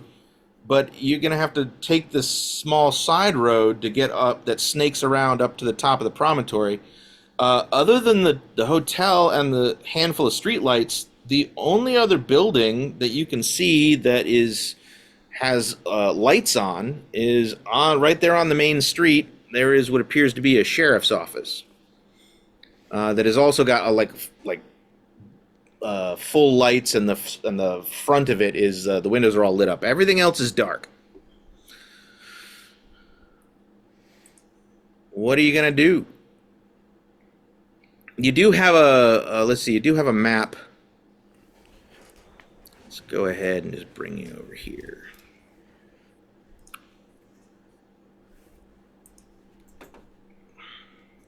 Ooh, here we go. All right. Here's a little map of the region.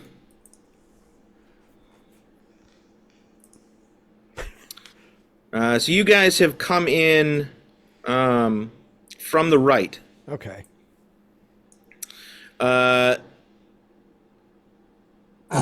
Clemson Lake is completely frozen over and covered in snow, so you can't even see the lake. It just looks like a big flat expanse.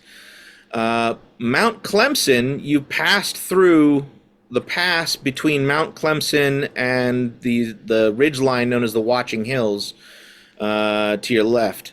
Mount Clemson to your right is a gigantic, ominous shadow through the snowstorm. It is the largest geologic structure in the area. But past it, because it's now behind you slightly, you can see up ahead there's the Iron Spike Mountains, which are lower and smaller, and there's like 2 or 3 of them. And the lake, from the lake, you can see that river, that shallow, flat, wide, almost like a trumped up stream, kind of winding its way up through or winding its way down from the pass in the Iron Spike Range. And then the town proper. Just asleep except for the police station, basically. Yeah, I would say that you pass the road to the Clearwater Hotel, and then you're probably around here somewhere. You government types want to talk to the police there? Yeah. It's midnight. Let's go to the hotel. Yeah, we're not going to talk to anybody. Let's go get some sleep.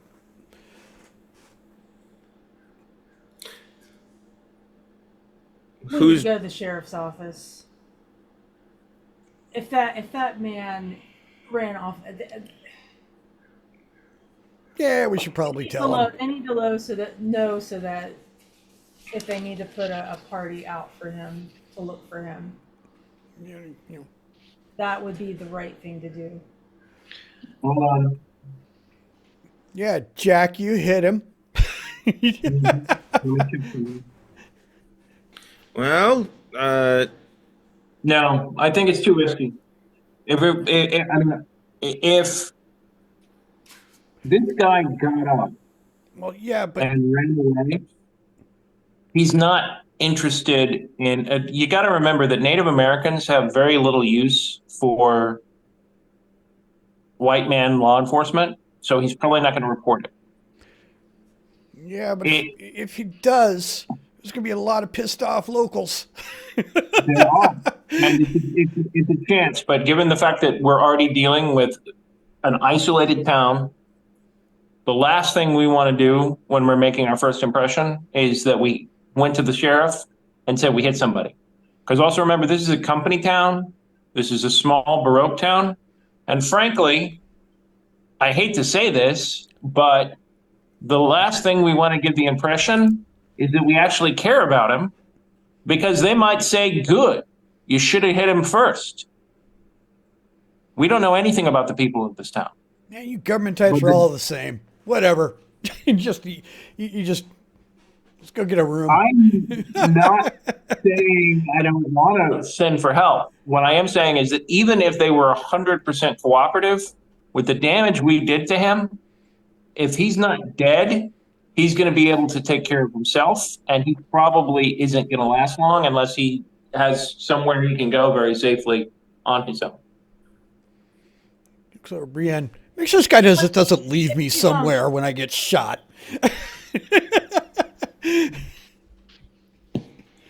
I promise that we will not leave you anywhere if you get shot.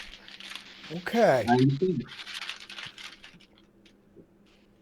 I'm saying that I do not recommend we report this if you guys are willing not to. The mission is the priority. Let's get what he had. look at me. No, I'm not. You're in my viewpoint. You're my line of sight. Look at the camera. I can't help you with any decision making.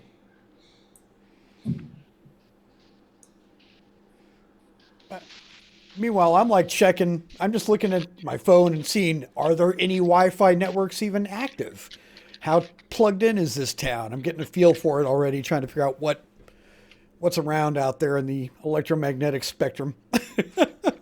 There are a couple of Wi-Fi signals. You're definitely picking up Wi-Fi from the sheriff's office, which the name of the Wi-Fi router is like, the Miners Folly Sheriff's Department. Right. It's It's also an encrypted Wi-Fi. right. You're picking intermittently like it's going in and out. You're picking up Wi-Fi from the Clearwater Hotel. And then it looks like there's a handful of Just home Wi-Fi network. You know, yeah, home Wi-Fi networks. Grandma's that have various Wi-Fi names. and yeah, Ted's 5G home. Yeah. All right. Just Wrap up and say Comcast. stupid question. but FBI do we know which of the two he was probably doing industrial espionage on, DMI or Universal?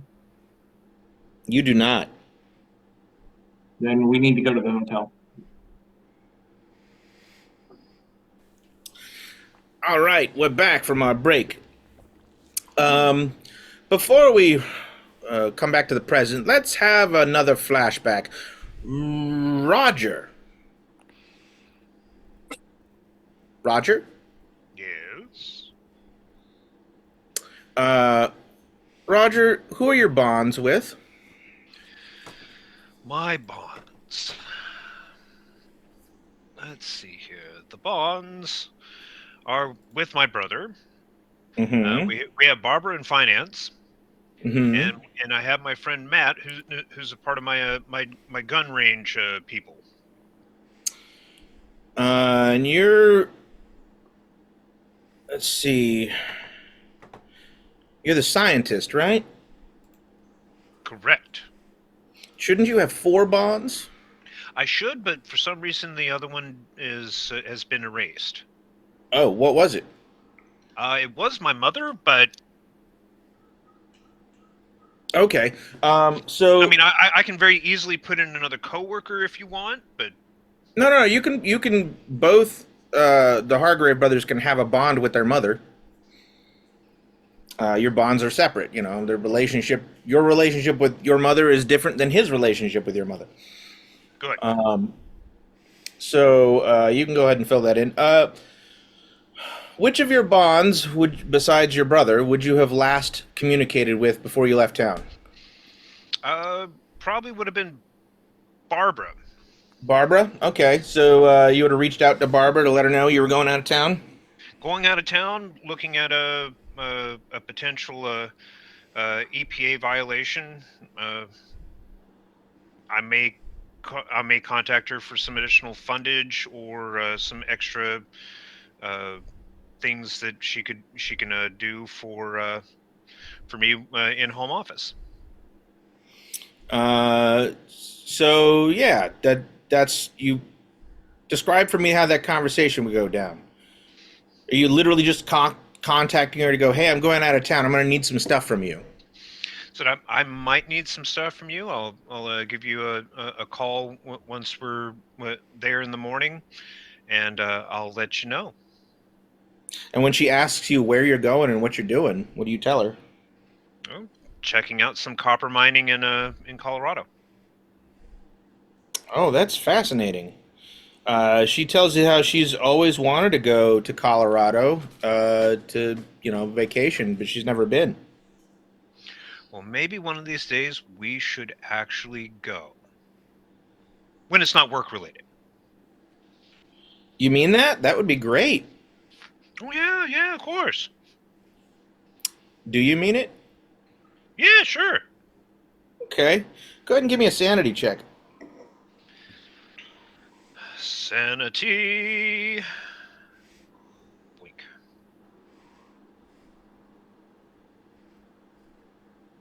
No modifiers or anything? Nope, just a straight sanity check against your current sanity. There we What'd you go. roll? 54 under 60.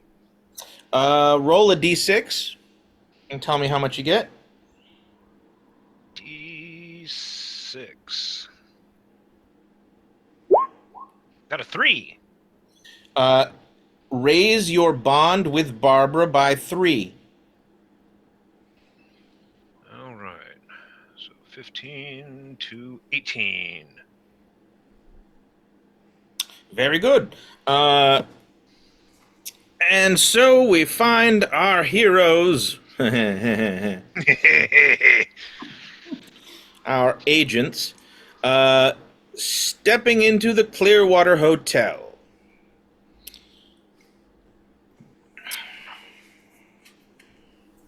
Well, the hotel, first off, is ablaze with light. It is lit up. The winding road is actually well paved and has regular lights, street lamps, the whole way up. It also appears as though it has been salted and sanded. So while there is snow and ice, it's a little more easy to traverse. It's also been tamped down, so there's clearly been other vehicles have been going up and down this road recently. And at the very, very top of the promontory, the road simply ends at the parking lot. If you look at the map that I have moved you guys over to, the parking lot is to the south. To the west and north is the edge of the promontory. Essentially, it's a fairly steep kind of cliff face. It essentially drops down into a ravine between two ridge lines, one of which the hotel is perched like partway up the ridge. It's not actually at the top of the ridge.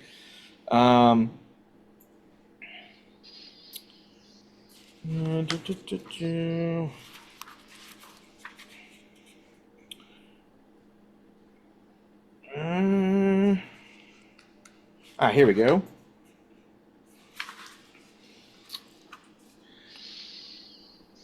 When the American Hospitality Corporation came in with plans to build a full-service hotel in the sleepy mining town of Miners Folly, the townspeople were dubious. What they did not realize was the large number of tourists and vacationers who would come here to spend a night or two relaxing away from the frenzy of the ski slopes. Some visitors even consider it their secret spot and refuse to tell other skiers about where they go at night. After the two mines, the Clearwater Hotel is the largest employer in town. Built in a modern pseudo-Art Deco style, the hotel radiates the charm and elegance of a hotel several times its age and size.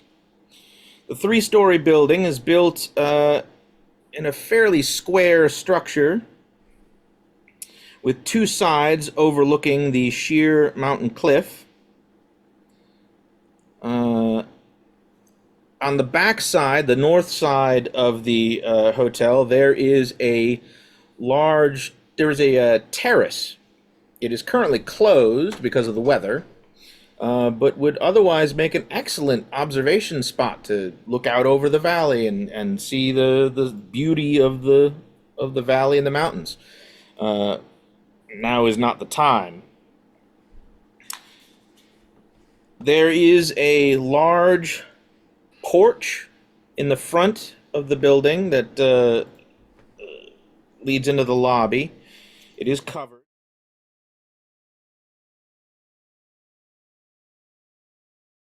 Marble floor reflecting the rather extravagant chandelier hanging above.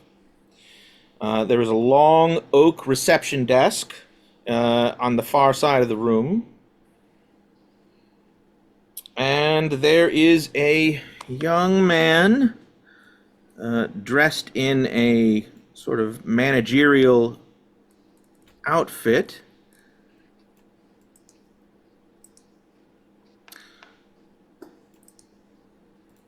Do you see the picture?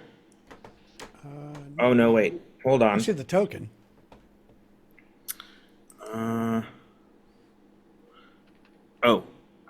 Hold on. I have to do this.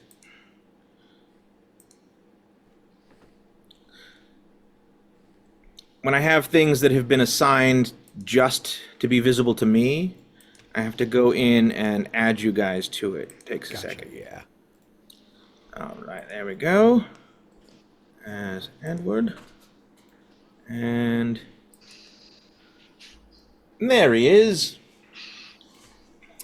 There's the tall, skinny young man who sort of seated behind the counter As you guys walk in, and the first thing, of course, that greets you is the wall of comfortable warmth, as the interior is well heated. As you are stomping off your excess snow on your boots and clothing, the young man jumps up to his feet, straightens himself out, and waves. Says, "Hello, welcome to the Clearwater." Hi. I wearily kind of nod at him and head towards the desk.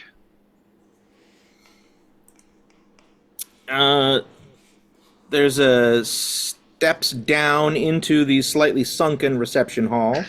There are several chairs and couches scattered about the walls of the place.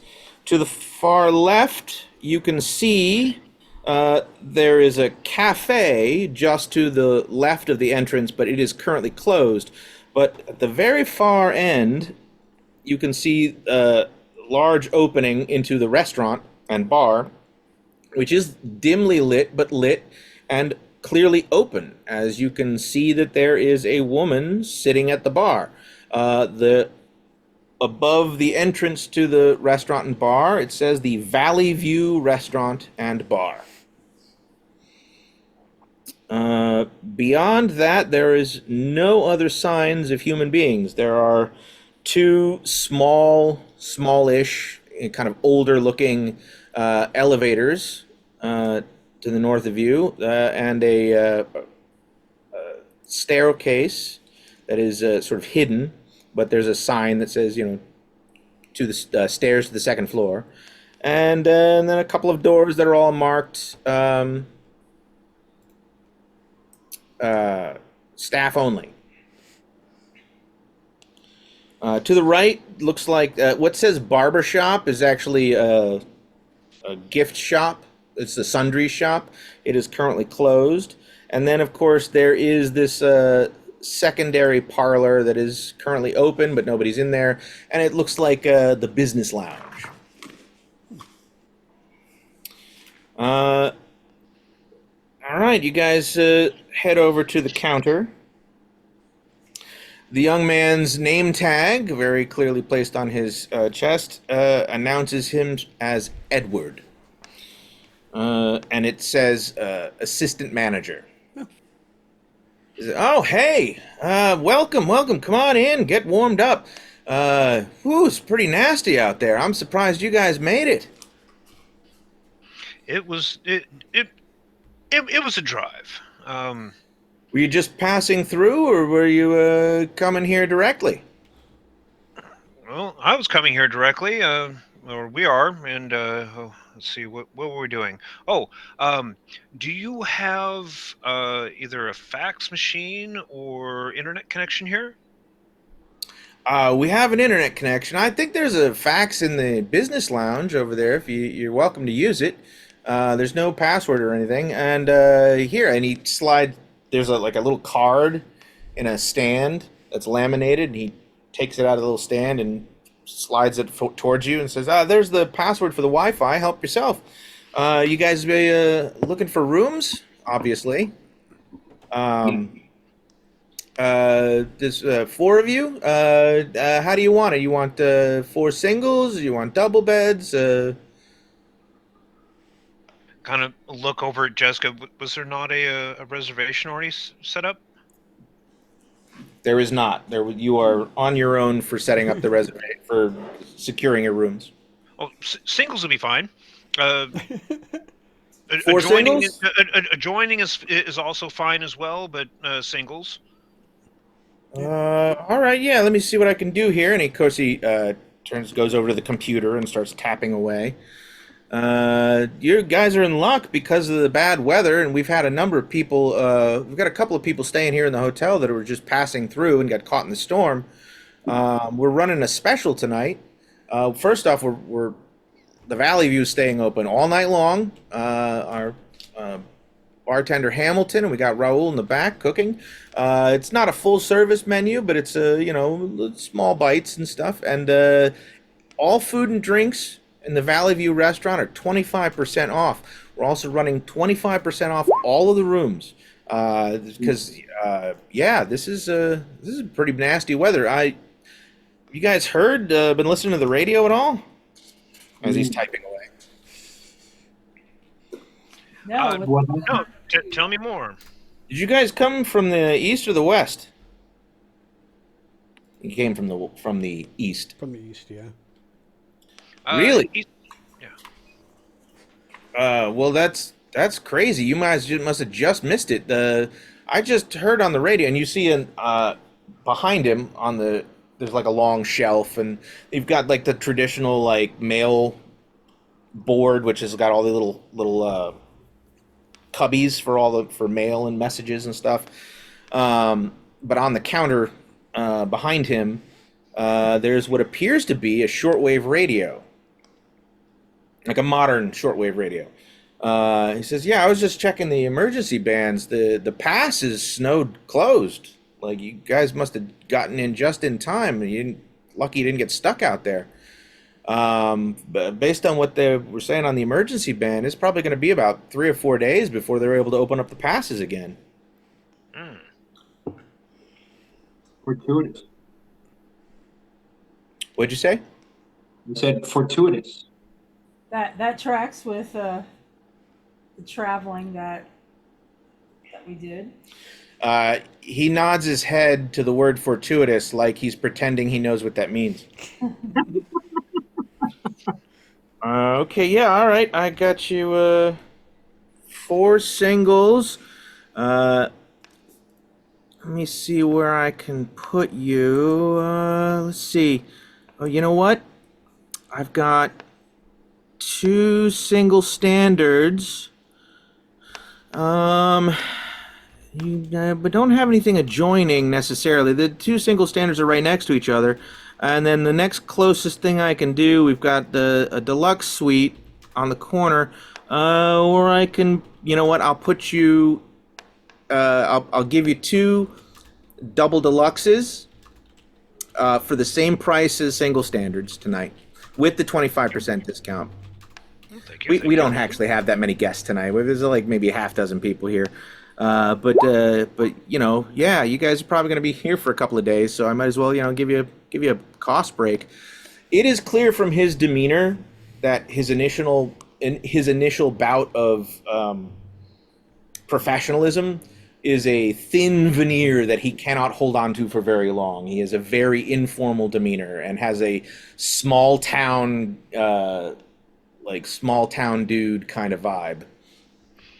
I'm flying the 20. All right, here's your key cards, the traditional like mag strip key cards. All right, you've got 311, 310, 307, and 308. 3rd floor on the corner. As soon as you step out of the elevator, just take your right down the hall. You'll see 307 and 308, and then directly ahead of you have 310, and then just around the next corner to the right, you'll see 311. You guys got any luggage you need help with? I can help you carry any luggage up. We don't really have any bellhops on duty right now. We're running a skeleton crew because of the weather. Yeah, we can use the help. Thank you. Okay, yeah, sure. So he gives you your key cards, charges you what is essentially a very decent price for the rooms, very easily manageable. Nothing that would tip the radar of anybody. Yeah, no, very extremely generous prices. All right. Then I'll make sure that since we are going to have to report these on as expenses later, I'll make up the difference what the room would have cost with the cash. Point of order, you do not have to report them if you pay for them with your own money. Even better. Then I'll still make up for the difference with the cash tip. How big a cash tip? The difference between what we thought the room was going to cost and what he saved us on it. That's a couple of $100. 100. No more than 100. Want them more than 100. More than that would be too suspicious. All right, so you give him $100. His eyes go wide, and thank you very much, sir. And he very smoothly pockets the the bills, and then he comes. Hotel. We appreciate it. Yeah, absolutely. And then it just 1 second, and then he goes around the corner, and actually, there's a door just over here. He goes around the corner, goes through the door, comes back less than 30 seconds later with one of those big, rolling luggage carts, and rolls it out with you out to the front. So it doesn't take you very long to get your whatever luggage you have. Is there anything in particular you leave in the car, like tactical gear and weapons and stuff? I mean, you've got cases for all of that stuff, but even some of the cases are a little like, kind of black tactical gear bags and stuff. I've got my go bag. I wouldn't have brought any cases. It's. And I'm just keeping. Yeah, I'm at the bar with my go bag. The armor. I leave the armor. And Agent Jack has a lot of gear. Gotcha. Okay. I bring the pistol, and if I can fit it in an instrument case, yes, an instrument case. The shotgun with the rifle and the tactical gear stays in there. Yeah, I'm going to leave it to you whether the shotgun is a full length or whether it's got a short or a folding stock. Folding stock, and it's meant to be concealable. Okay. Then in that case, it's a shorter shotgun. It's going to have probably a 5 or 6 round tube. Yep. Okay. So yeah, I'm assuming you've got a long coat, so you could probably just have it tucked up underneath. You've got a chest harness for it. That is correct. All right, so Agent Jack is like, matrixing it with the shotgun under the jacket, like ready to rip and tear. But other than that, he helps you guys get all your gear, whatever you're bringing in luggage. Get you situated in the elevator. The elevators are very small. The elevators are very small, so he kind of has to. He's put you guys all in one elevator car, and then he takes the next one with the luggage. Actually, one person should go with him with the luggage. Who's going upstairs with the luggage? Wouldn't be me. I'm probably too big. I'm already at the I can bar. go. Yeah, I see that. You're over at the bar. We'll get to you in a second. I can go in the elevator with him. All right, Jessica, you go upstairs. Let me take you to the. Is there? Yes. Here we go. Uh-huh.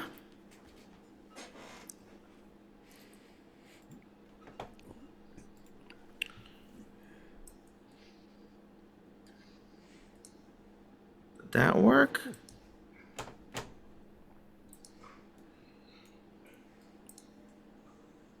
Okay, so does everybody still see the ground floor? I'm on the second floor. Second floor, but no tokens. Second floor, but no tokens? Yeah, even if I zoom all the way out, it's only the 3rd floor. Okay, yeah, it is the 3rd floor. Third floor, sorry. I'm trying to... I'll be right back. I'm going to get a plug. Right on. Oh, okay, wait, I think I see how it has to work. Hold on.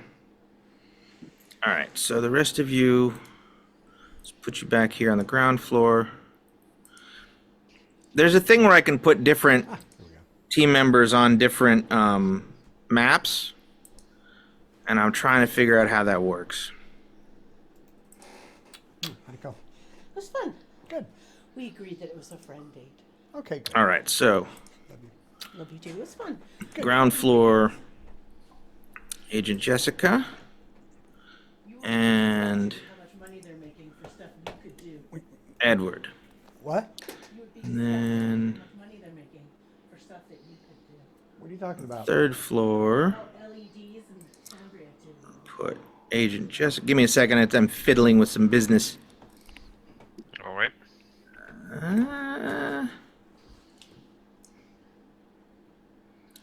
and Edward. All right. And now this.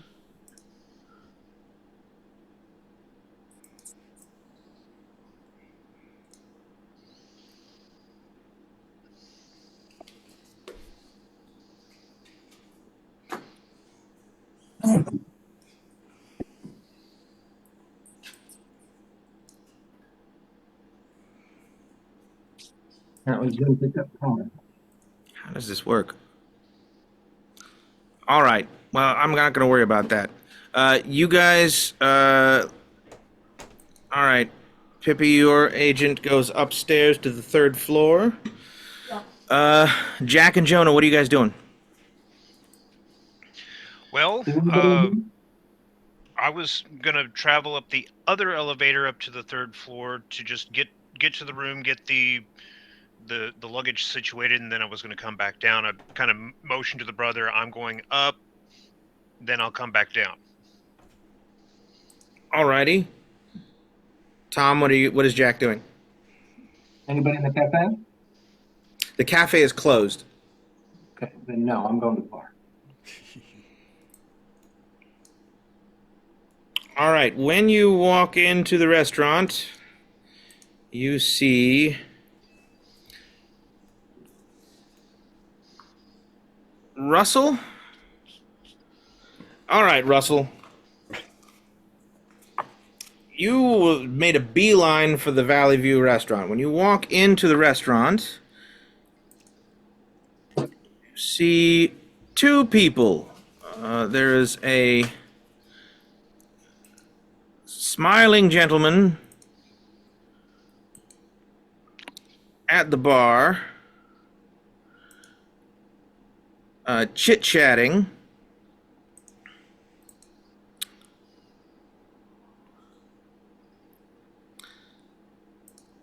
With a fairly attractive blonde woman, maybe in her late 30s.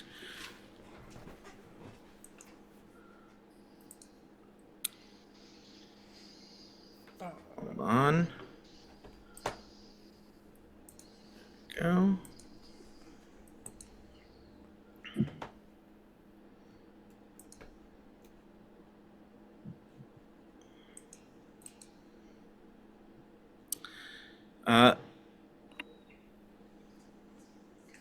The attractive blonde woman appears to be quite drunk. She's laughing a little bit too loudly and engaging the bartender in conversation when you walk up to her. Well, you walk up to the bar and grab a seat pretty close to her. As soon as you sit down, the bartender pivots to you and goes, "Hey, sir, welcome to the Valley View. Rough weather. What can I get you?" 4 shots, decent whiskey, you know. Russell, what's your charisma? Boop, boop. Let me look. It's not in my brain yet. Charisma 11, so average. He turns to start. What did you ask for? Just whiskey, decent whiskey. He turns to pour you a whiskey, and the blonde woman, who's, drink in hand, she's kind of sipping it. She turns and looks at you, and gives you this kind of if a glance can be said to be sardonic or sarcastic, it's sort of a who the fuck are you? But with a half smile. Right. And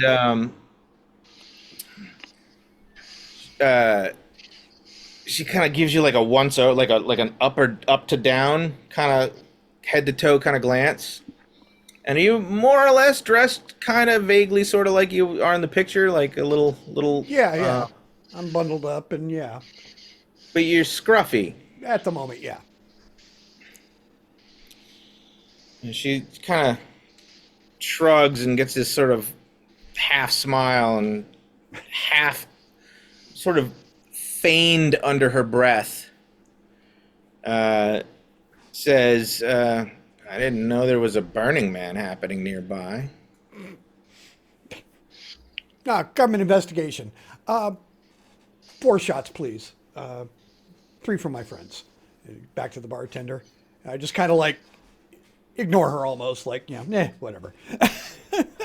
And then she says, clearly loud enough for you to hear it, "Oh God, he's got friends." That's awesome. What's your human? My human is... there. That's human. 40. It is clear to you that she is she's unhappy about being here, but is making the best of it. But apparently when you don't know if she's like this all the time or just when she drinks, but in the current state she's in, she apparently enjoys pissing people off. Like Mean Girl style. Yeah, no, I totally get you.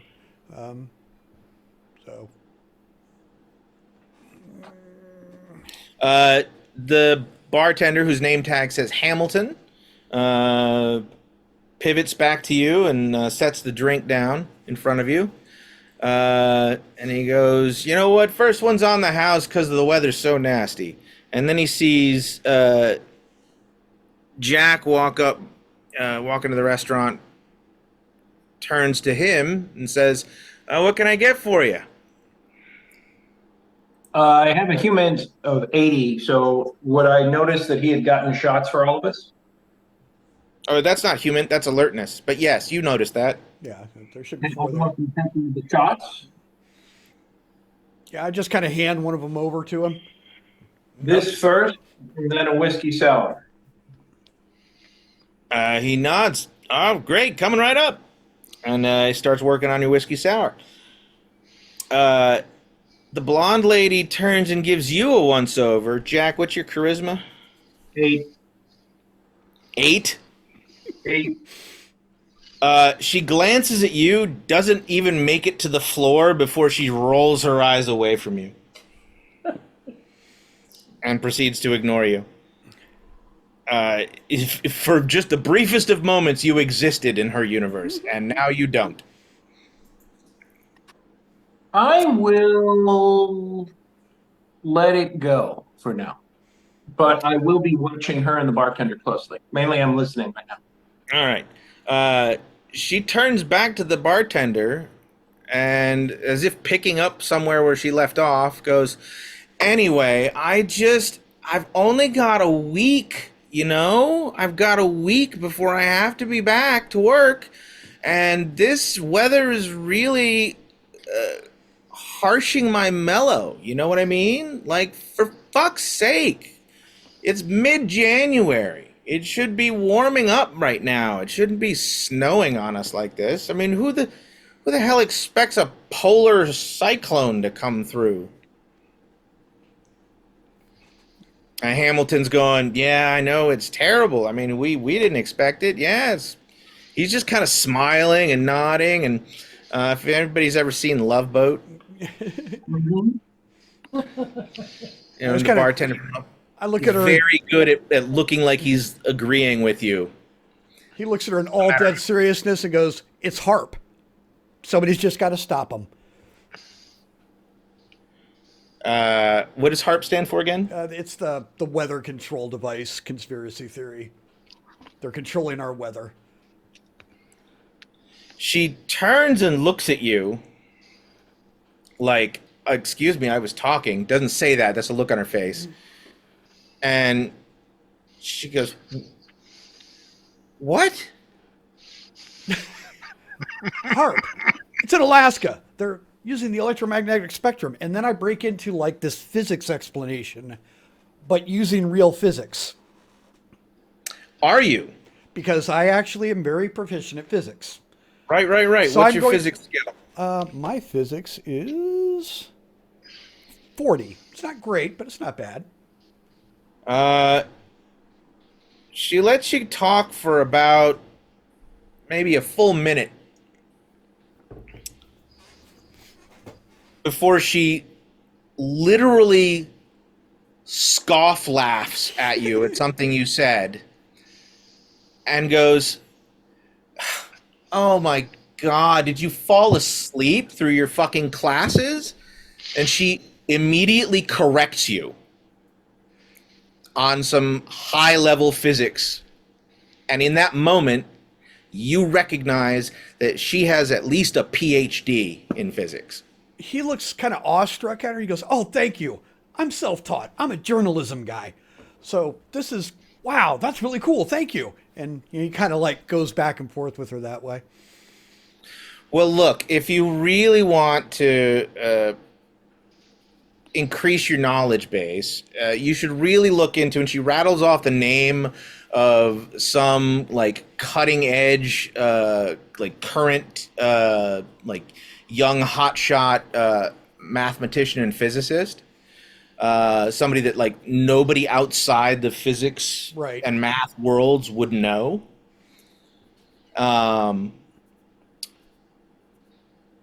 And as soon as she's yeah, you should definitely look up like Heinzman. He just wrote a book, and she rattles off the name of the book. And honestly, you need it. Oh, I know that. And with that, he kind of meanders away a Besides, little everybody bit. knows that weather control is completely impossible because that's like trying to control chaos itself, and no one's got the capability to do that. At the very minimum, the energy expenditure would be half the planet. Yeah, that's they want you to believe. And he wanders off to a table. Let's see. You have physics. Go ahead and give me an intelligence check. Jack, do you know anything about the science or? Absolutely nothing. Not a freaking thing. All right, cool. Can I make a check of some kind? Roger, Roger, make an intelligence check for me. I'm in the elevator. I'm sorry, Russell. Ugh. Intelligence check. That's right. 24. So 24. Good. Yeah. As you're walking away, you suddenly realize you recognize who this person is. She is an astronomer and physicist. Her name is Dr. Cynthia Carmichael, and you recognize her from being on the fucking Science Channel as a guest speaker on several of their physics and astronomy shows. Oh, okay. All right. You definitely remember seeing her appear. What's the guy's name? The guy who's like the Tyson, current like. Neil deGrasse Yeah. Tyson type. You definitely saw some show somewhere where he interviewed her. Okay. I don't react to it in that way, but I am like, as I'm walking away, I'm already starting to look her up on my phone and what she's involved in and things like that. She is a professor who teaches astronomy. Her day job is teaching astronomy and physics in Montana at Mandrake University in Eastfield, Montana. Not in college. All right. So yeah, now I'm at this point. Now I'm starting to hit social media, looking up for anything about this town, astronomy, weird stuff. Yeah, nope. She's written several. She's written a couple of books. She's written several groundbreaking mathematics papers, and she's considered like part of the astronomy establishment. Right. She is. Right. Her main claim to fame amongst the sort of nerd elite is that for a female astronomer, she's really hot. Nice. Which is why they put her on all the shows. Right. Gotcha. And she has been milking that as hard as she can. But other than that, I mean, she's a fairly solid, accomplished scientist and professor. who is apparently passing through. You overhear the conversation she's having with Hamilton. She was passing through the area on a ski trip when she got caught in the snowstorm and had to divert to Miner's Folly because it was the closest bit of civilization, and now she's stuck here for the next 3-4 days, and she's super fucking pissed about it. Does it sound like she's telling the truth about the accidentally being here? Absolutely. There's nothing inauthentic about this woman. Especially because she is fucking drunk. And holds her liquor like somebody who drinks a lot.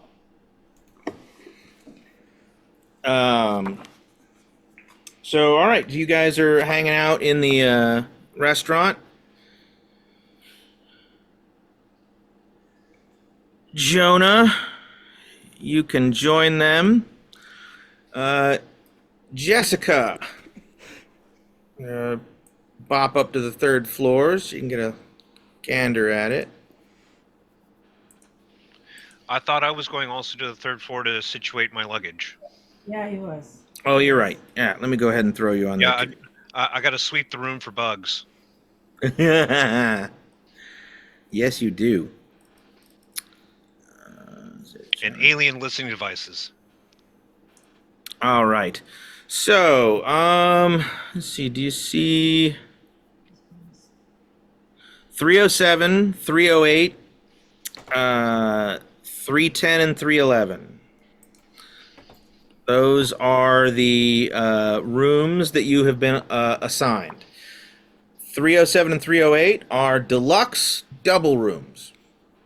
And then 310 and 311 are single standards.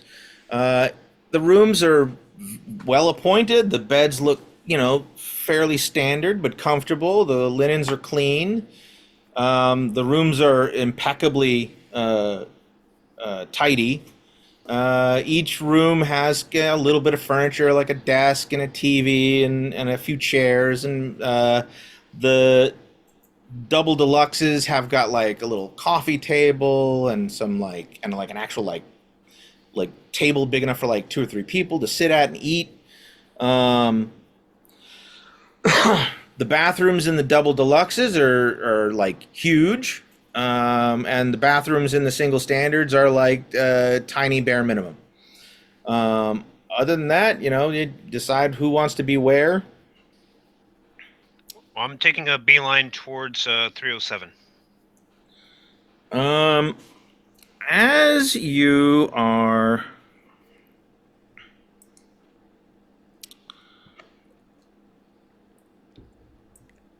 coming around the corner, oh, you're going to 307? Yeah, 307. All right.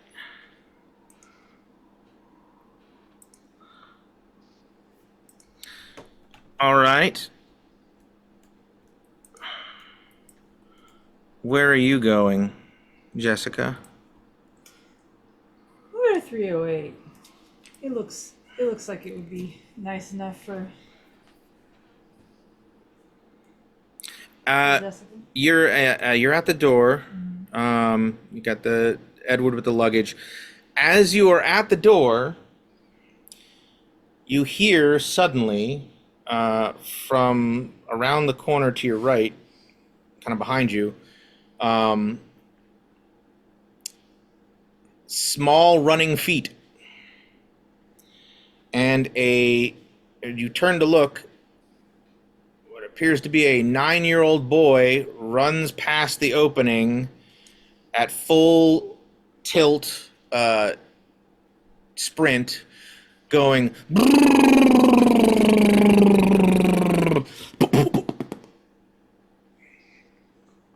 And then you hear like something crash around the corner, like something like a lamp being knocked over.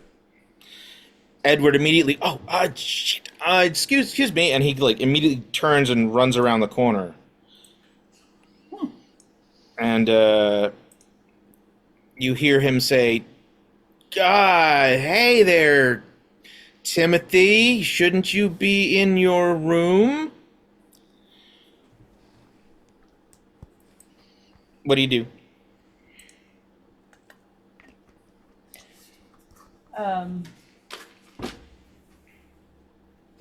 Was the Your crash door, loud? you're standing at the door. Your door is open. I mean, it's just a kid that is running around. So, I mean, she's got nieces, so she understands that. She just takes her stuff into her room. All right, you just shake your head and go into the room. You hear down the hallway. He runs back the other way. Edward appears in the door a moment later. Well, I'm going to leave the luggage cart out here in the hall for the rest of your group. And if you need, I got to go back downstairs to check the desk. If there's anything else you need, just go ahead and dial 00 on the house phone. And have a great night. Thank you. And he turns and heads off to the elevator. We don't happen to have the keys for the other. He gave you all 4 keys. All right. 'Cause I don't want to leave this luggage out in the hallway. So, What do you do with it? yeah, after I take my luggage off and put it in the room, I'm going to take this and take it to the other rooms and put them in the rooms because I don't want this kind of stuff in the luggage to be hanging out in a hallway with a 9-year-old boy running around. Good plan. And you said you push it over to one of the other rooms? Yeah, I'm gonna push over and then put the luggage. When you cross into that T intersection, looking to your left, you can see that at the end of the hall, it's like a little dead end. There's like a table, like one of those like end table kind of things, and like a mirror, and like some flowers. And there is clearly like a medium-sized like flower vase that is chipped and missing a big piece at the top. It's been set back up, and most of the flowers, which are artificial flowers, have been put back in, but there's a bunch of artificial flowers like on the ground where Edward apparently very hastily tried to clean it up. Mm-hmm. Where apparently the kid just ran into the table. Yeah. Like that, he allowed the impact to stop him. But all right, you put the luggage in 310. You guys get situated, and then what? You're both going to head back downstairs? Yeah. Well, I mean, did I find any bugs in the room? What is your sig int?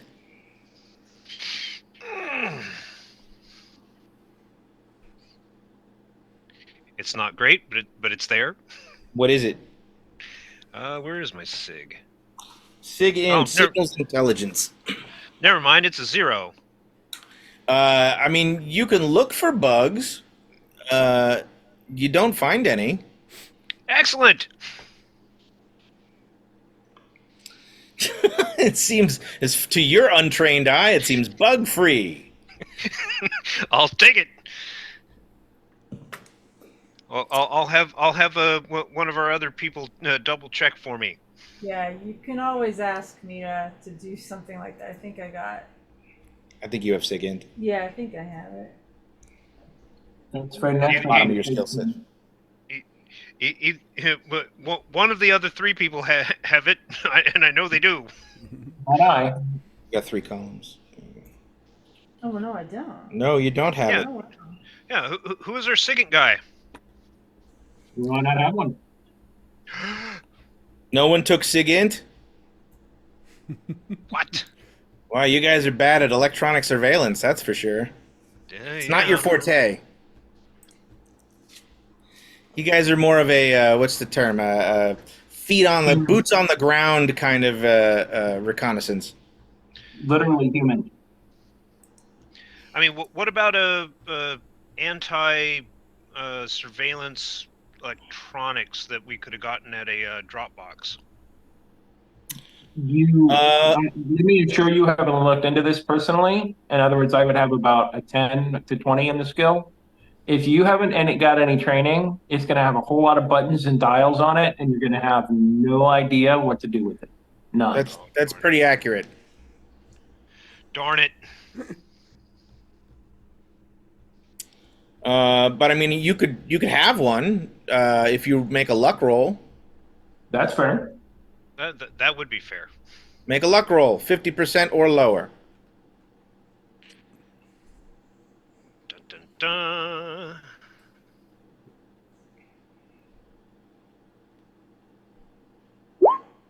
Woo!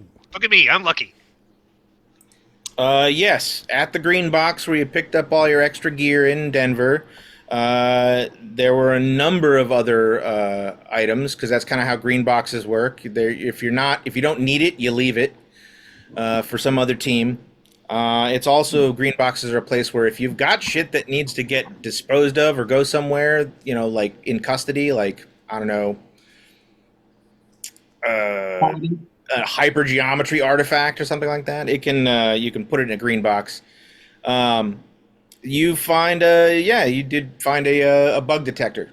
It's a signal detector, but it's essentially picks up certain frequencies of radio waves. Would it minimally tell me that the room is bugged or not bugged? You're SIG I may into not be able to zero? identify. I may not be able to identify the bug, but What are your tech skills? Do you have any other tech skills that might be applicable? Yeah, I've got craft electronics. Ooh. Oh, well, shit. Make a craft electronics check.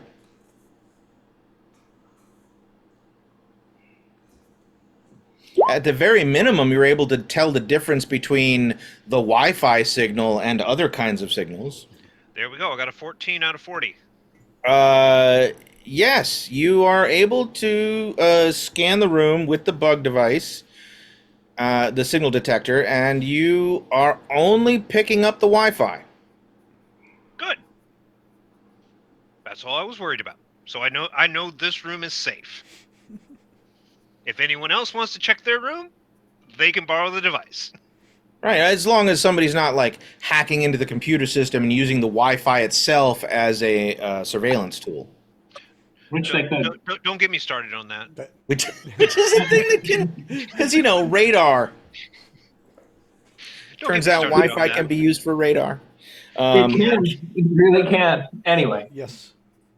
All right, so back downstairs. Yeah. Yes, back downstairs. Now that I've determined that my room is bug free, I make sure that the room is shut, and I put a tiny piece of tape in the door to make sure that no one gets in there while I'm gone. All right, excellent. You will be coming down several minutes after Jessica, but eventually you all convene in the bar. You're sitting at a table. I think Jonah and Jack, you guys are sitting at a table, right? Yep. I would have ordered the nicest thing on the menu. If I'm going to be thinking, I'm going to eat well. They've got a limited menu, so it's basically like anything they can make in a fryer, Tater tots. and like yeah. and like chicken fingers, and like hamburgers. Hamburger sounds great. Hamburger sounds great.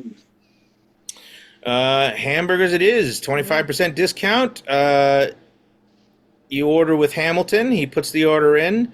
A relatively short order for making those, 4 hamburgers. A Latino gentleman, older, like maybe in his early 50s, dressed in like a, hotel, like chef's, jacket with an apron, comes out of the kitchen, which, is right behind the center of the bar and through the opening in the center of the bar, and comes out and brings you guys your food. This, of course, would be Raul, as was mentioned earlier. Mm-hmm. I don't have a picture for Raul. He deposits your burgers. They look great. They look well made and with like personal care and attention. And then zips off back to the kitchen. You tuck in after your long journey and your little brief spikes of stress. The burgers are delicious. In fact, the burgers are so good, and you're just this quiet moment of like everybody sitting around eating, and this sort of moment of like pure, banal, just like we're just eating burgers together. Dr. Carmichael has gotten sullenly quiet as she's run out of things to bitch about to Hamilton, and none of you are like paying any attention to her, so she doesn't feel like being mean. You just have this lovely quiet moment. Hamilton's just kind of cleaning glasses, and everybody gets a sanity point. Woohoo!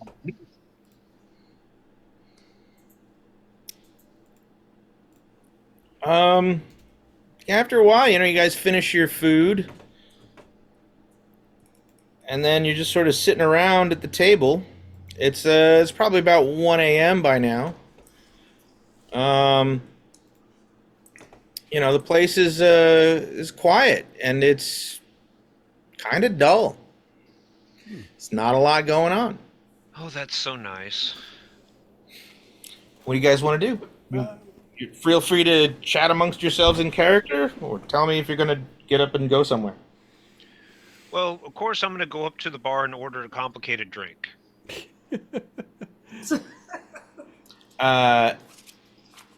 Unless you're making the drink up, if it is a drink that exists somewhere in the world, a recipe, Hamilton is able to make it. Excellent. And then I order a pissed off Japanese minnow farmer. All right.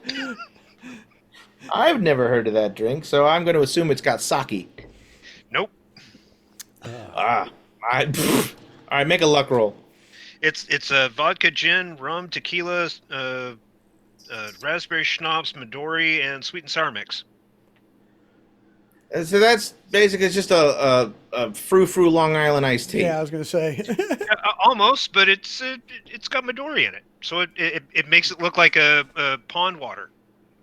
Ah, yes. All right, brackish. Yes. All right, yeah, he's able to easily make one for you, and you are able to get really soused off that one drink. Woohoo! What's your constitution? 14. Yes, 14. You could probably drink two or three Yeah, more. I'm gonna have the one though. I mean, Yeah. I'm gonna be. Rawr. You prefer not to stagger back to your room. Prefer not to stagger back to my room and probably tell everybody on the way on how much aliens has infiltrated the United States. All right. Well, while we're in this lull, let's see. Russell, Uh-oh. who are your bonds with? Let me get my sheet open. I know, of course, it's my brother, my mom, my girlfriend Rita, and a good friend of mine, Kyle. He's one of my blogger friends. Who would have been the last person you talked to before you left town? Probably Rita. Okay. Describe how that went.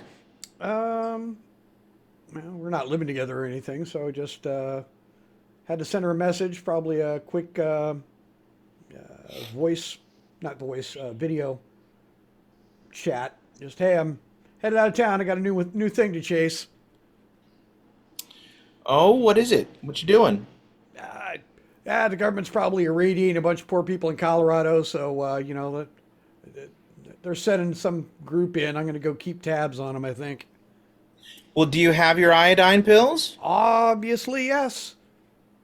And Okay, I was just checking. my personal dosimetry, and a camera. So we'll figure out what's going on. All right. Well, just keep me posted. If you want me to make any blog posts for you, just let me know. Otherwise, I'm going to keep on the same schedule. Yep, just dump some of the filler material in and tell them I'm on the road hunting some information up for them. She says, okay, thanks for letting me know. I love you. I'll see you when you get back into town. Love you too, sweetie. And then, yeah. Give me a sanity check. Alrighty. I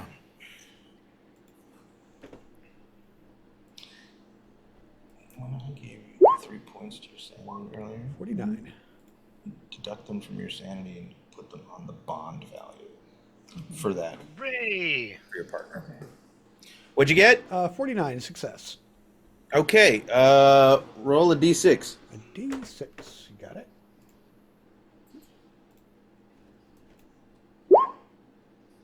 Got a 3. Add 3 points to the bond value with Rita. Alrighty. Done. All right, back in the Valley View restaurant. You guys are done eating. You've realized there's not much else going on. It's like 1 a.m. What's your plan? I look at Do we have contact for contact? Like a phone number, an email, anything?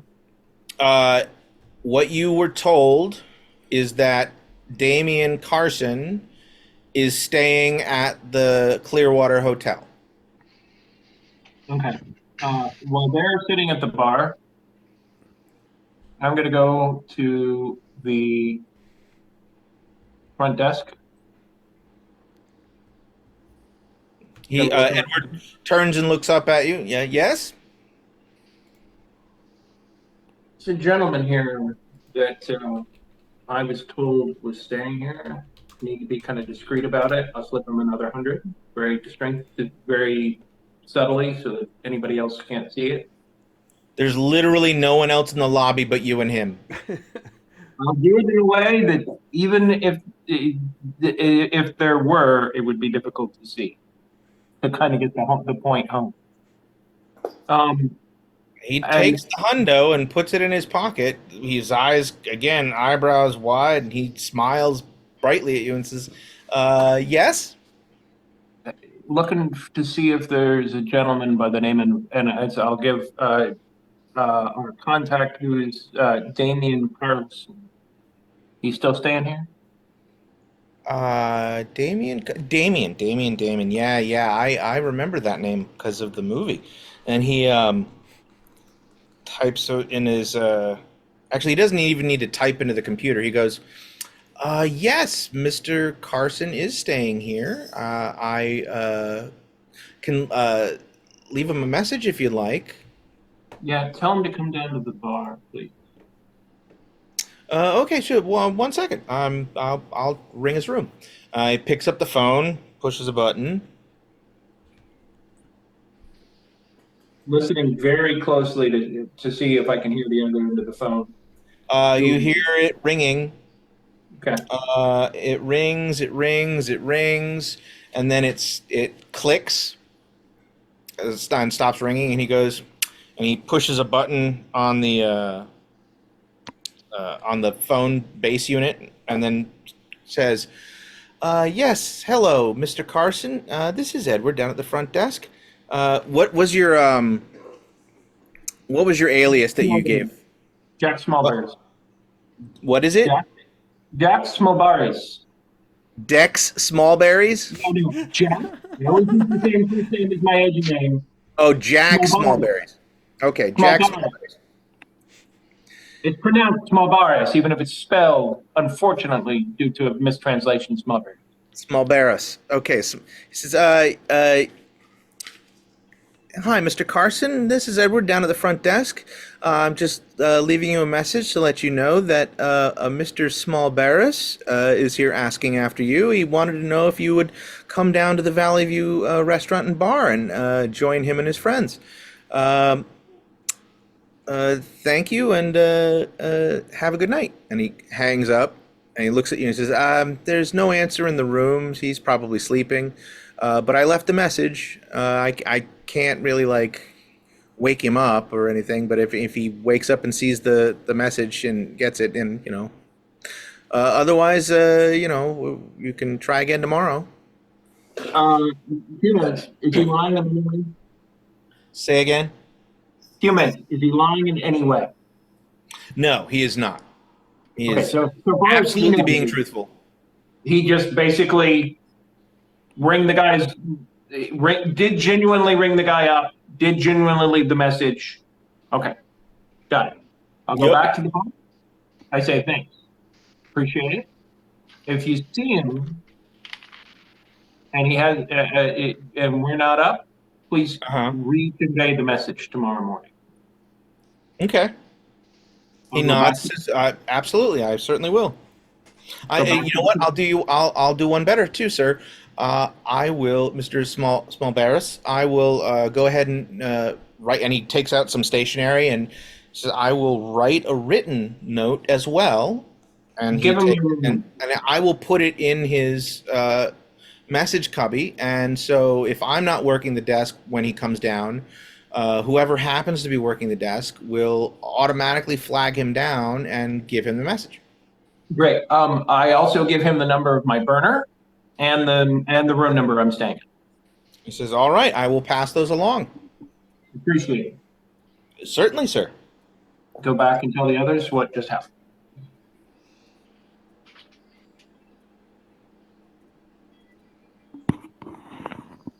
All right, Sounds great. We should probably also go to bed. sounds good to me. Finishes his burger and whatever he's drinking.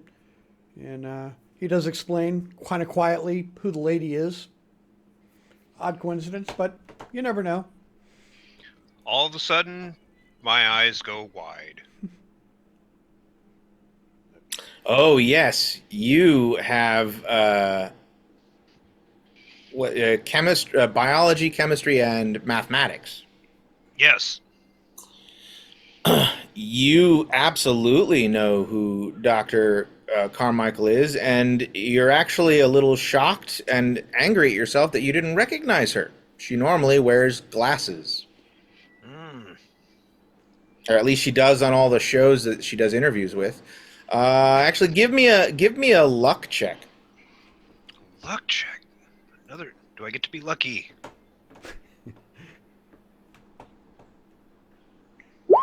I am not lucky. Ooh. Yep. You have only ever seen her on TV on like the Discovery Network, on the one of the various astronomy shows, and you've read some of her books and at least any of her stuff on mathematics. Yeah. Most of her stuff is astronomy. Do I see his reaction to this? I mean, yeah, his eyes go wide, and he clearly recognizes her name. I will slide him what I wrote down and says, Google this guy if you go talk to him. What did you write down? The name of the guy she gave his brother to read about interesting physics stuff about. Oh, right, the young hotshot mathematician physicist who's doing great stuff with subquantum theory. Yep. Well, I mean, quantum theory is not really my area of expertise, and I kind of angle my voice in her direction, but it's like, well, quantum theory is really not my area of expertise, but I do non-Euclidean geometry and mathematics. Are you doing that for her benefit?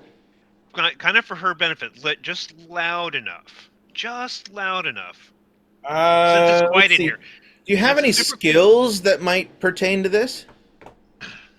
Acting, humint, or persuade? I've got 10 in humint.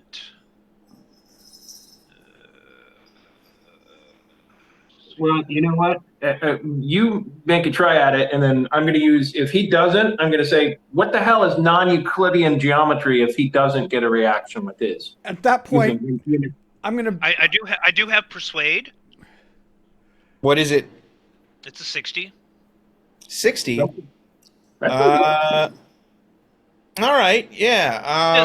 Sometimes I got to persuade people to give me money out of the finance department to, fund some of the really outlandish stuff that I do. I don't know if you've ever actually worked with or for the federal government, but that is so true. Oh, yeah. Yeah, it's true. And I turn on my blogger personality with my brother, and we start kind of like, talking about it, because my persuade's 60. So between the two of us, even better. 70. I'm sorry, I'm 70. All right. So you rather performatively but subtly start having this conversation that's designed to attract her attention. To my brother, yes. All right. She about, a minute and a half, 2 minutes into the conversation. Make it 3. She's really drunk. She's not stumbling over.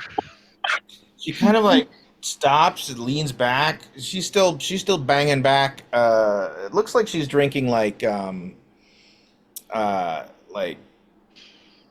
Manhattans, Okay. or some sort of like fruity drink that's served in like a martini glass, something that's pink. And she turns and she like looks over at the table. She's got this frown or furrows her brow.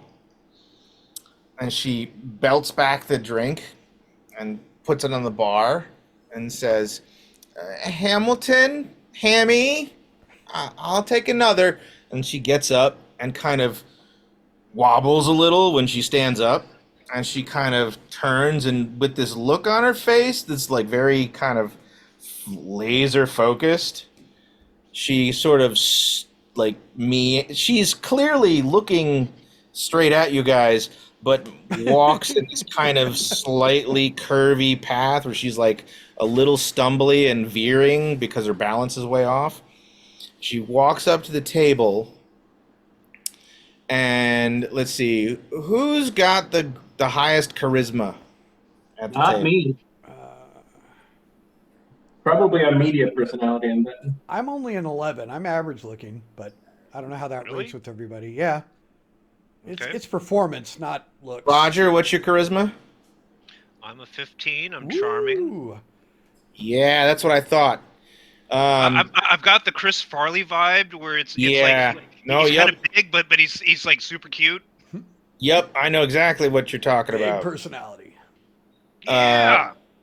She walks over to the table and stops right at the table and is like looking straight at you for a long, awkward several seconds. And I'm like quiet, and I like stare at her right back, and I'm like, you wouldn't happen to be a professor, would you? You look so familiar. Have I seen you on TV? She gets this kind of drunken smile on her face, and then she leans forward, like puts both her hands on the table, so she's like putting her full weight on the table, and so that she's leaning right over you.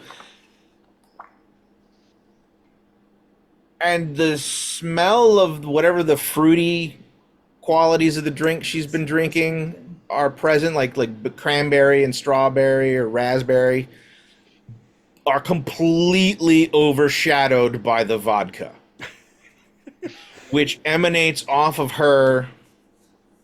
Like if you lit a lighter right now, the air between you might ignite.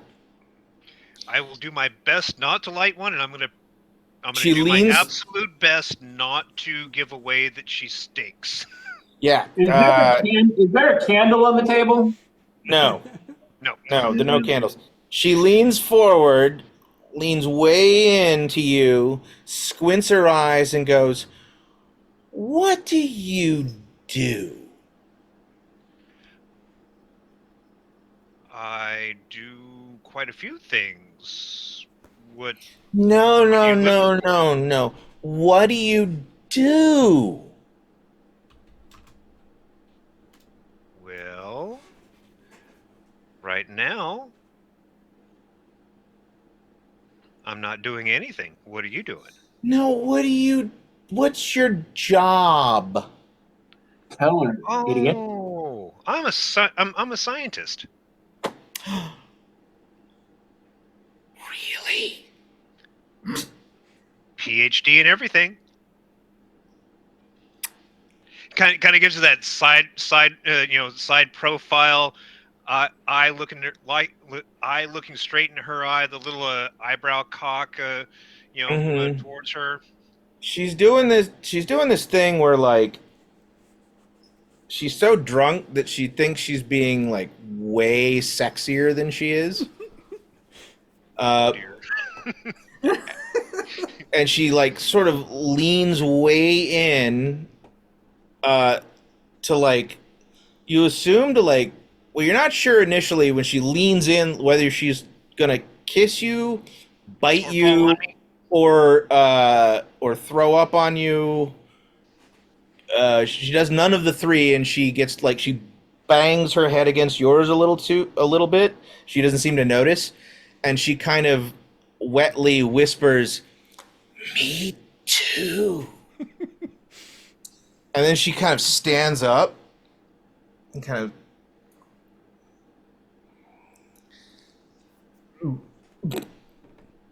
and she turns and she like you think she winks at you, but it kind of is like she blinks both her eyes.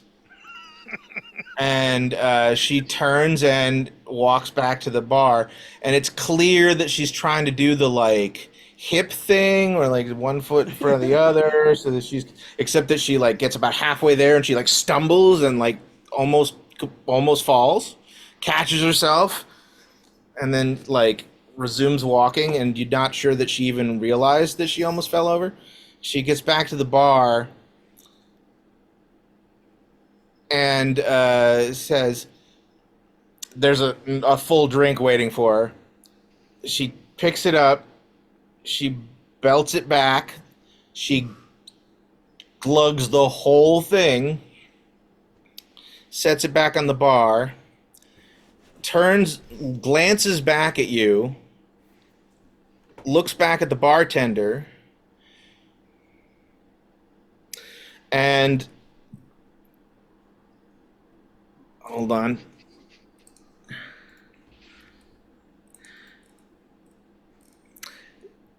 She says, "Hammy, please put my tab on my room. That's 203." And she turns and looks at you, like pointedly, and then looks back at Hammy, and he nods and smiles and says, "You got it, Dr. Carmichael." And she turns and walks crookedly out of the restaurant. And as she like hits the door, turns to like, you think to maybe like turn and give you one last glance, but she doesn't get all the way around before she and then she forgets what she was doing, and then she sort of starts making her way across the lobby towards the elevator. And it's at that point she's like 100% of her focus is on just making it to the elevator without falling over or throwing up. Was that Cosmopolitan she was drinking? Yeah, she was belting back Cosmos. Yeah. You watched her drink 6 or 7 of them just since you guys got into the bar. No idea how many she drank beforehand. Yeah, the instant she's out of the bar, I light the lighter. Like, Hamilton clearly, for all of his charm and efficiency, has no problem giving his patrons alcohol poisoning. Apparently.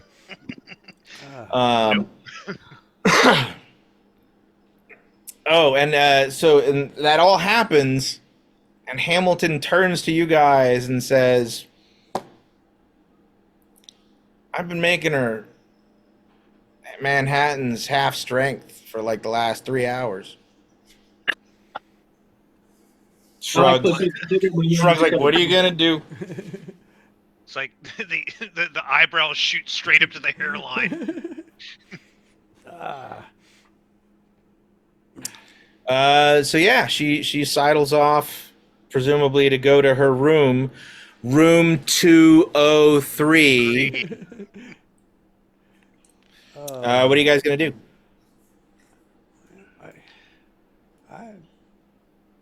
Was she hitting on me? I think she was hitting on me. Do you think she was hitting on me? I don't know. She could have been Yeah. hitting on me. Yeah. Dr. Manhattan was definitely hitting Dr. on her. Manhattan. I'm over here laying Dr. odds Carmichael. with Brienne. I'm like, so you think he's going to get it by the time we're done with this mission?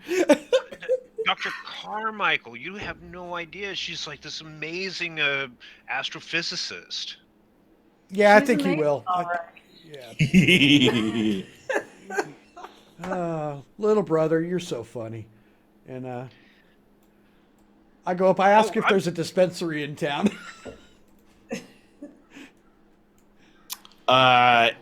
Of course there is. It's Colorado.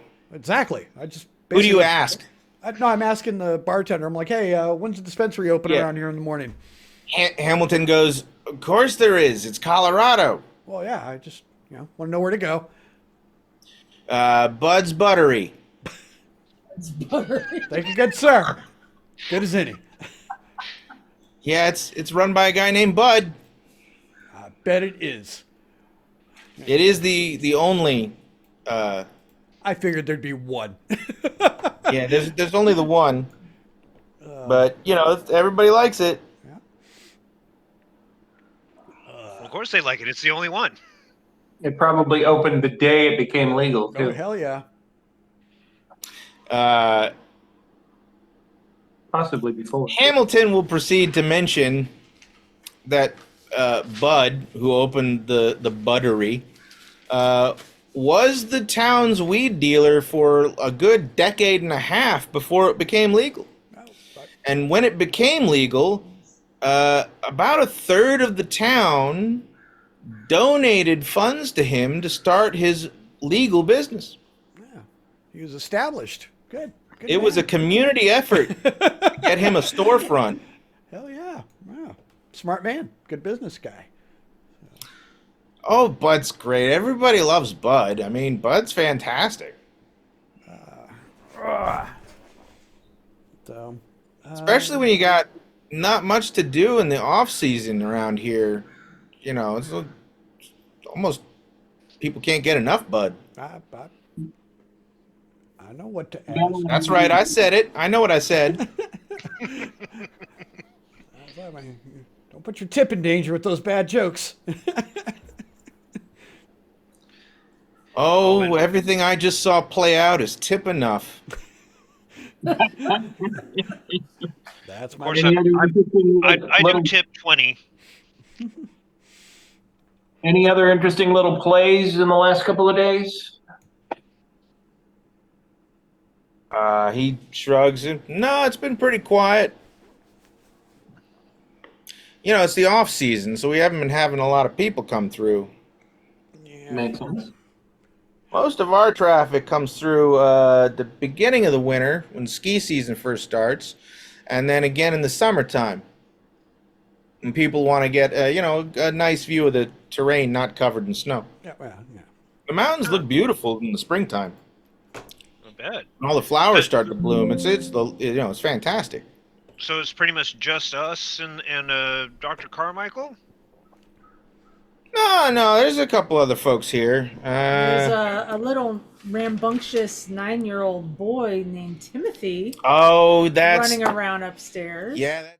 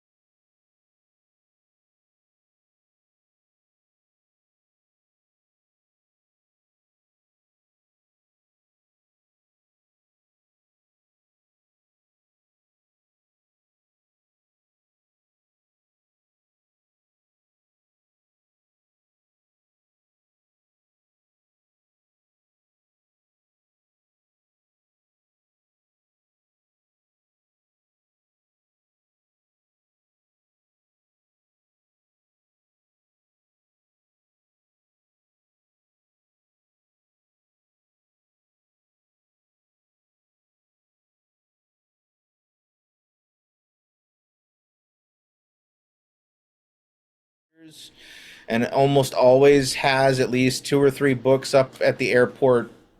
He's Bookstore. one of those guys that ghost wrote with Tom Clancy. Clive Cussler, maybe type. No, Clive Cussler was sort of an A or B lister, A to B lister. Clancy was an A lister all the way. Yeah. So this guy's like a C lister. But he's just, it's that genre. This guy's the Dean Koontz of action novels. Gotcha. Got it. Okay. Military adventure, espionage. He's got, his series is mostly revolved around some like ex-special forces guy who works for the UN. Commando porn, yeah. Yeah, it's sort of commando espionage porn. American James Bond kind of deal. Your character laugh genuinely for possibly the first time ever. It's like, oh really? Yeah, but you're not likely to see him too much, though. He's writing. I guess he's here working on a new book. Oh. Yeah. Word on the street is he's working on a horror novel. His first one. Guess he's trying to break out of the mold, Oh, okay. I'm not super interested. I'll give a very knowing look to everybody at the table, as in, like, this is not a good thing. But won't say anything. I think everyone sees your expression, but nobody understands what you mean. I get it. Okay. Yeah, she gets it. She just gives, quick, curt nod. Let's see. Hold on. Uh-huh. Here's what he looks like from the back of his novels.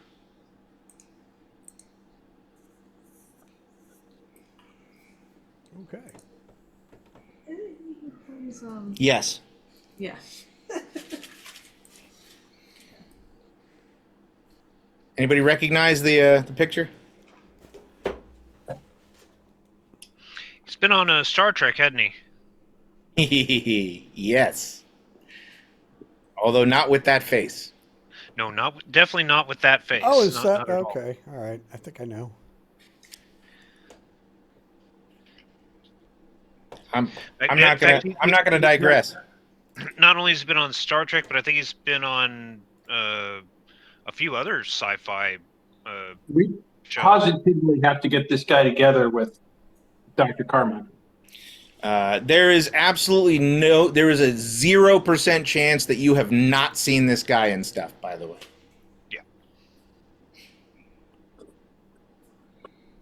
Yeah. So anyway, so he tells you about Scott Crawford. You read the books, don't you? Go ahead and give me an intelligence check, Tom. Yeah, we're not exactly talking a likely roll, but I'll give it a shot. What the hell? Why not? Come on.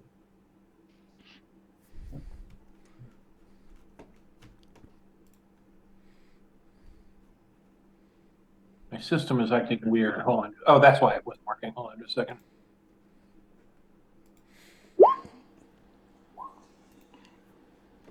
Call it out. 83.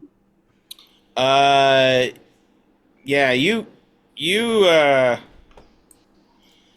not only do you not know what his real name is, you thought Scott Crawford was his real name.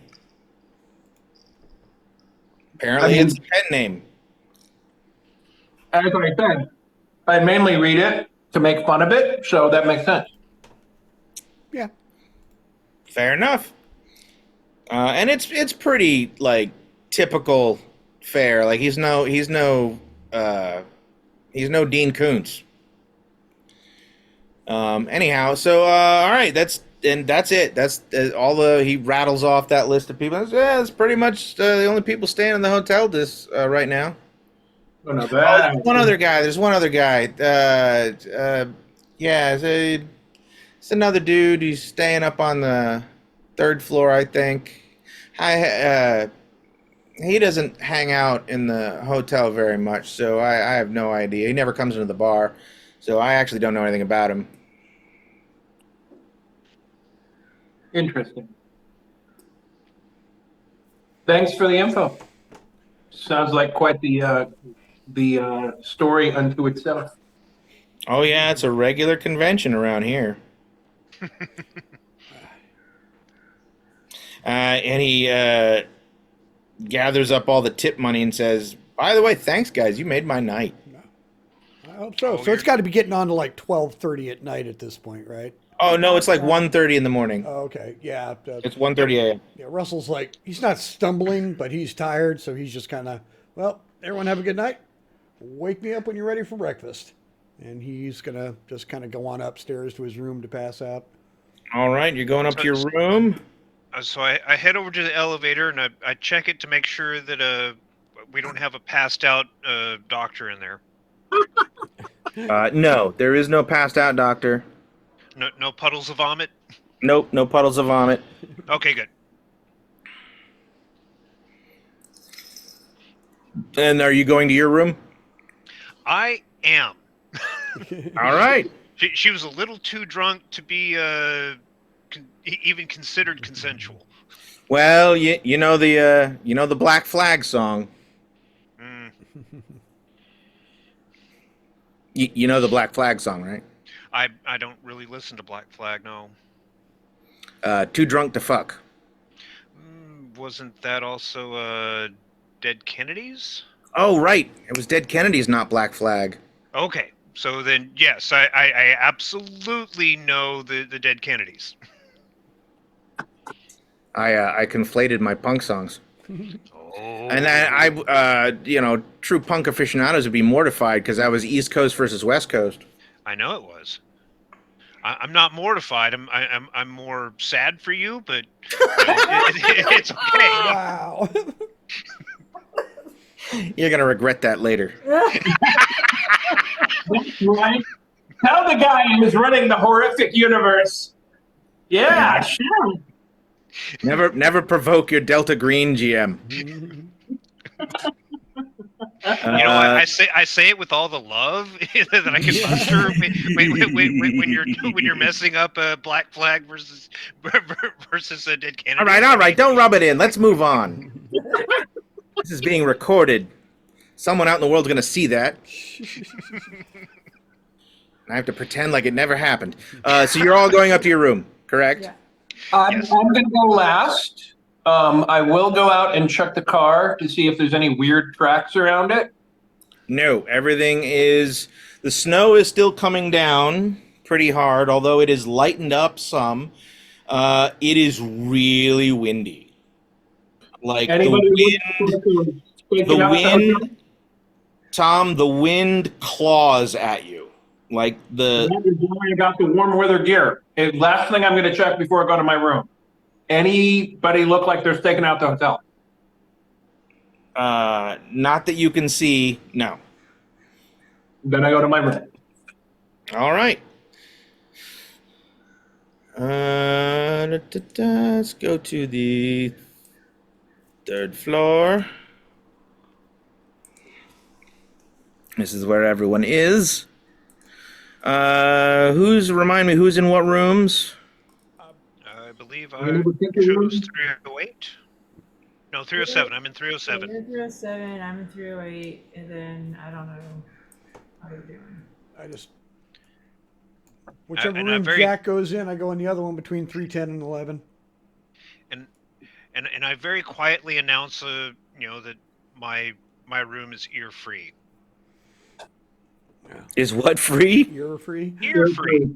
Oh, right. I put your respected stuff in your rooms. All right, I'm gonna go and just presume and. All right, well, let's deal with it in the morning. Good night, all. All right. You all go to bed. Jonah, Yes. give me a sanity check, please. Sanity check. I haven't done anything in a while.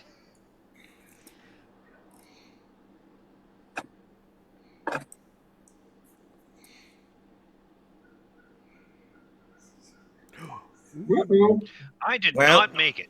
You will be laying in your bed, staring at the dark ceiling for most of the rest of the evening.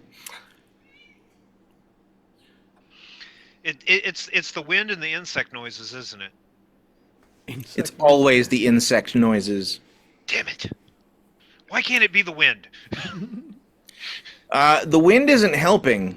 Like, No. it is. The wind is loud. Like, it is.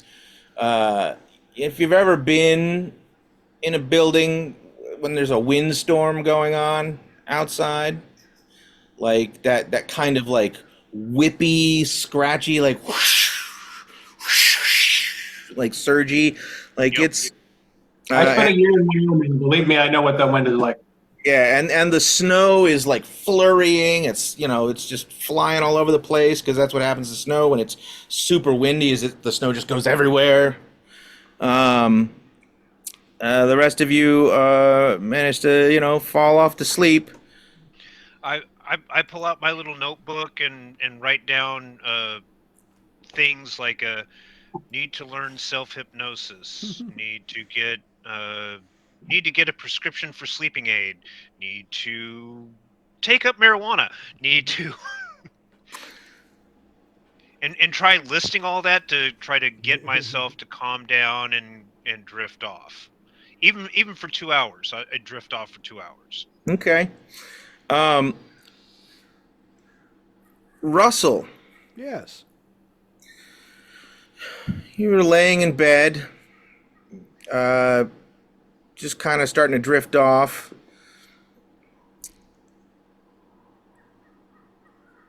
And you become aware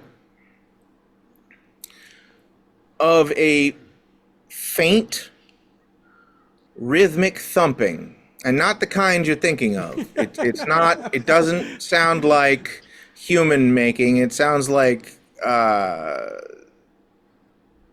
maybe something blowing in the wind. Okay. It's making a thumping noise. It seems to be coming through the wall from the room to the north of you. I'm just paranoid enough to actually go up and, if they have like a courtesy, coffee cup or whatever, I'm listening at the wall. Well, this is weird. Give me an alertness check. An alertness check. All right. Actually, what is your alertness? My alertness is a 20. Go ahead and give me a check. All right.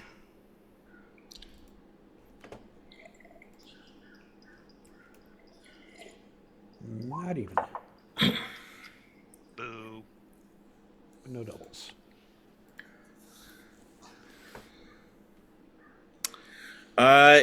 You can hear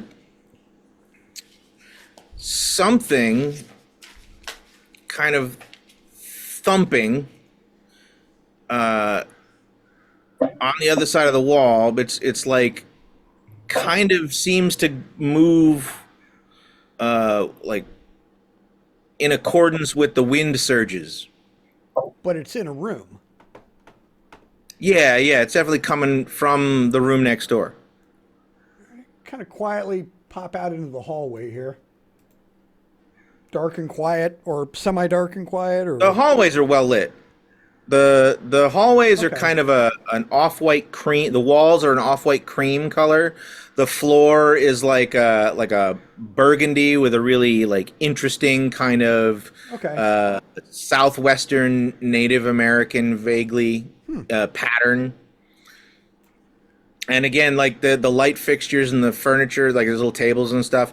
It's very like faux Art Deco. Okay. I'm gonna kind of go up and just not a cup up to the door, but I'm just kind of like I'm looking around the hallway, but I'm listening. The door to room 312 is not closed all the way. It's like cracked open a little bit. Is the air cold coming out the door? I just kind of Like if there was a Yes. window open, it would be very cold. Yes. There is cold air blowing through the gap. All right. I take a quick paced step down to the door where he's at, and I pop, pop, pop, 3 quick knocks. I'm like, something's up, and then I just go right back to that door. I let him get his stuff together, and I'm just kind of at the door, and I'm waiting until I see him, hopefully, stick his head out the door. Tom, what is Jack's alertness?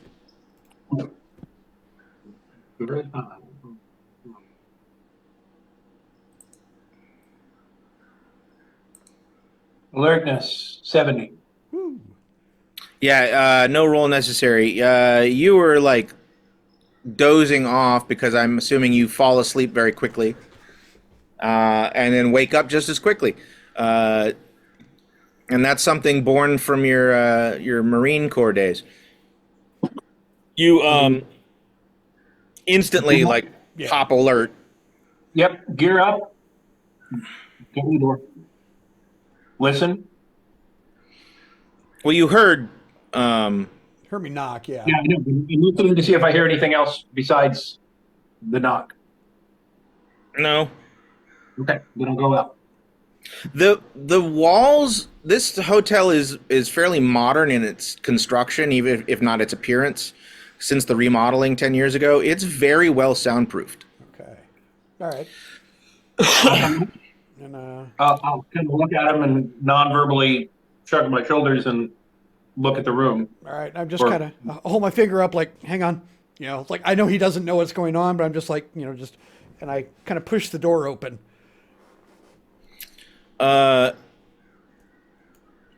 There is like a light weight against the door, and it moves when you move the door, and it feels like a something kind of roundish but heavy had rolled up against the door, and that was why the door wasn't like moving in the breeze. Okay. The lights are off in the room, but as you move the door open into the dark room, the first thing you see is a directly across from you, the curtain. There's a curtain rod, right, with the big heavy drapes. The curtain rod is off on one side and is like swung all the way down, leaving the window exposed. The drapes are kind of like mostly piled up on the floor. One of the drape that's at the end that's dangling has like blown out. There is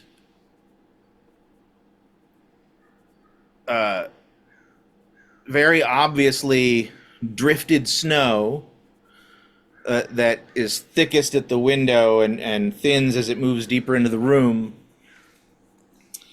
There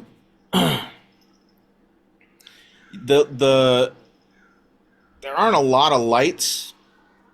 The lights on that side of the hotel. This is the corner of the hotel that is at the very corner of the promontory. So it's basically just like ravine. Mm-hmm. But there is just enough light, especially from the hallway spilling in, that you can see that the window, and these windows don't open. They don't like slide open. They're the kind that are just like fixed shut. The window is shattered, and there's a big hole in the middle of it. There's something like kind of dark, like smeared on the glass. And you realize that what's making the rhythmic thumping noise is the curtain rod, which is still attached at the one end, is kind of thumping against the wall as the wind is blowing it.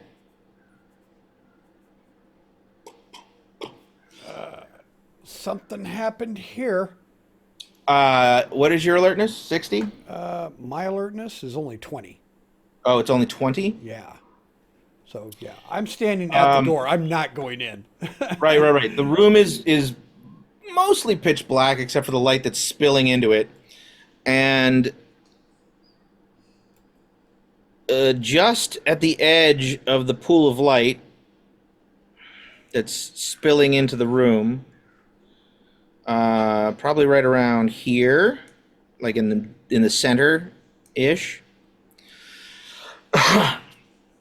you can see that the carpet is definitely stained with a lot of something dark, and in the middle of the like large dark stain, there's a little like blob of something, sort of in the light from the hallway, is kind of pale and like kind of grayish white. And give me an intelligence test. Hope you fail.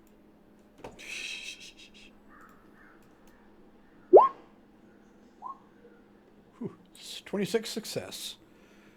Now make a sanity test. He was about to say, let me go in there, but too late. 16 success. All right. You take 0 sanity loss Okay. as you suddenly realize, like looking at it, at first you couldn't parse what it was. It's kind of a weird little blobby thing sitting in the middle of the floor, just on the edge of the pool of light, the cone of light coming in from the hallway, because the hallway is brightly lit. It appears to be a severed human ear. And that is where we will end for the day. Nice. Tom, who are Jack's bonds with? Yeah, Carly Street, who is an archivist with the Library of Congress. And What is his relationship with her? it's a long-term, long-distance relationship. Okay, so romantic. Yeah, at a bond level of 8, it's sort of pseudo-romantic, but it's romantic, yeah. And your second bond? Yeah, Murky Todd, it's the guy who sits his dogs while he's gone, and he's a young kid that reminds him a lot of himself, and he's been kind of, mentoring him before he goes into Young, the military. like preteen, mid-teen, late teens. 19, a couple of months away from probably joining the military. Okay, so like 17. Yeah, 17, I'd say. All right. Who would be the last person you communicated with before you went out of town? That would have been Murky. Please describe how that went down. What that looked like. Well, he basically called him in as an emergency. By now, Murky, part of the reason they have a bond is because he's very dependable, and he cares for his dogs, but he wants to make sure that there's somebody there at a last minute notice. And over time, they got to talking, and that's where they found out that they had a lot in common. So it would have been initially very transactional. I need you to come over. I need you to make sure that they're okay. Then it would have been a little bit more casual, probably a few questions that, he's used to not being able to answer. Murky would have basically asked questions around the restrictions. Like, he probably wouldn't have asked some of the questions the others are, like, where are you going? They would have probably been more like, are you worried about it? He wouldn't have been. Are you going to be taking out some bad guys? And he would say, probably. And then he would, say, am I going to have to do stuff like that in the military? And he would say yes. Murky is basically the only person that he ever talked to about his service. It's a Jason Statham subplot. Yes, pretty much. All right. Well, the kid does. You said he doesn't ask you where you go? He's learned by now that he never says where he's going. He can ask Okay. questions about how he feels about it, about the importance of it in a esoteric way, but he never violates operational security. It's one of the Right. reasons So as he's like, he's come over, he's petting the dogs. How many dogs do you have? two. Two. So he's playing with the dogs, giving them the rubbings behind the ears. The dogs are like, doing the dog thing, and they jump up on him and are like excited to see him. And he looks up at you and he says, "So how dangerous is this one?" Officially, I'm not allowed to tell you, but so I can't give you official details. But as I told you before, I can give you emotional ones. My gut tells me this one's going to be pretty bad, kid.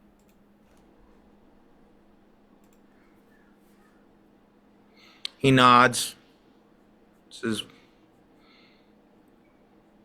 "Well, I hope you come back." I hope I come back too. I've still got to give you a couple of pointers on the range. He kind of But I'm smiles and nods. "Yeah, you do." Well, Go ahead and give me a sanity roll. okay.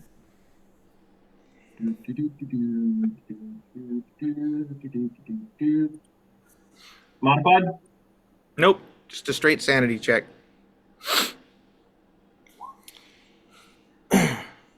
Roll a d6 for me. That was a success.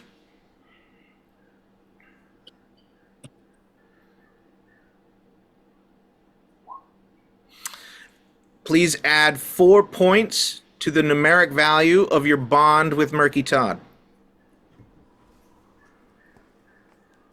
I shall do so. Because that certainly needs all the help it can get.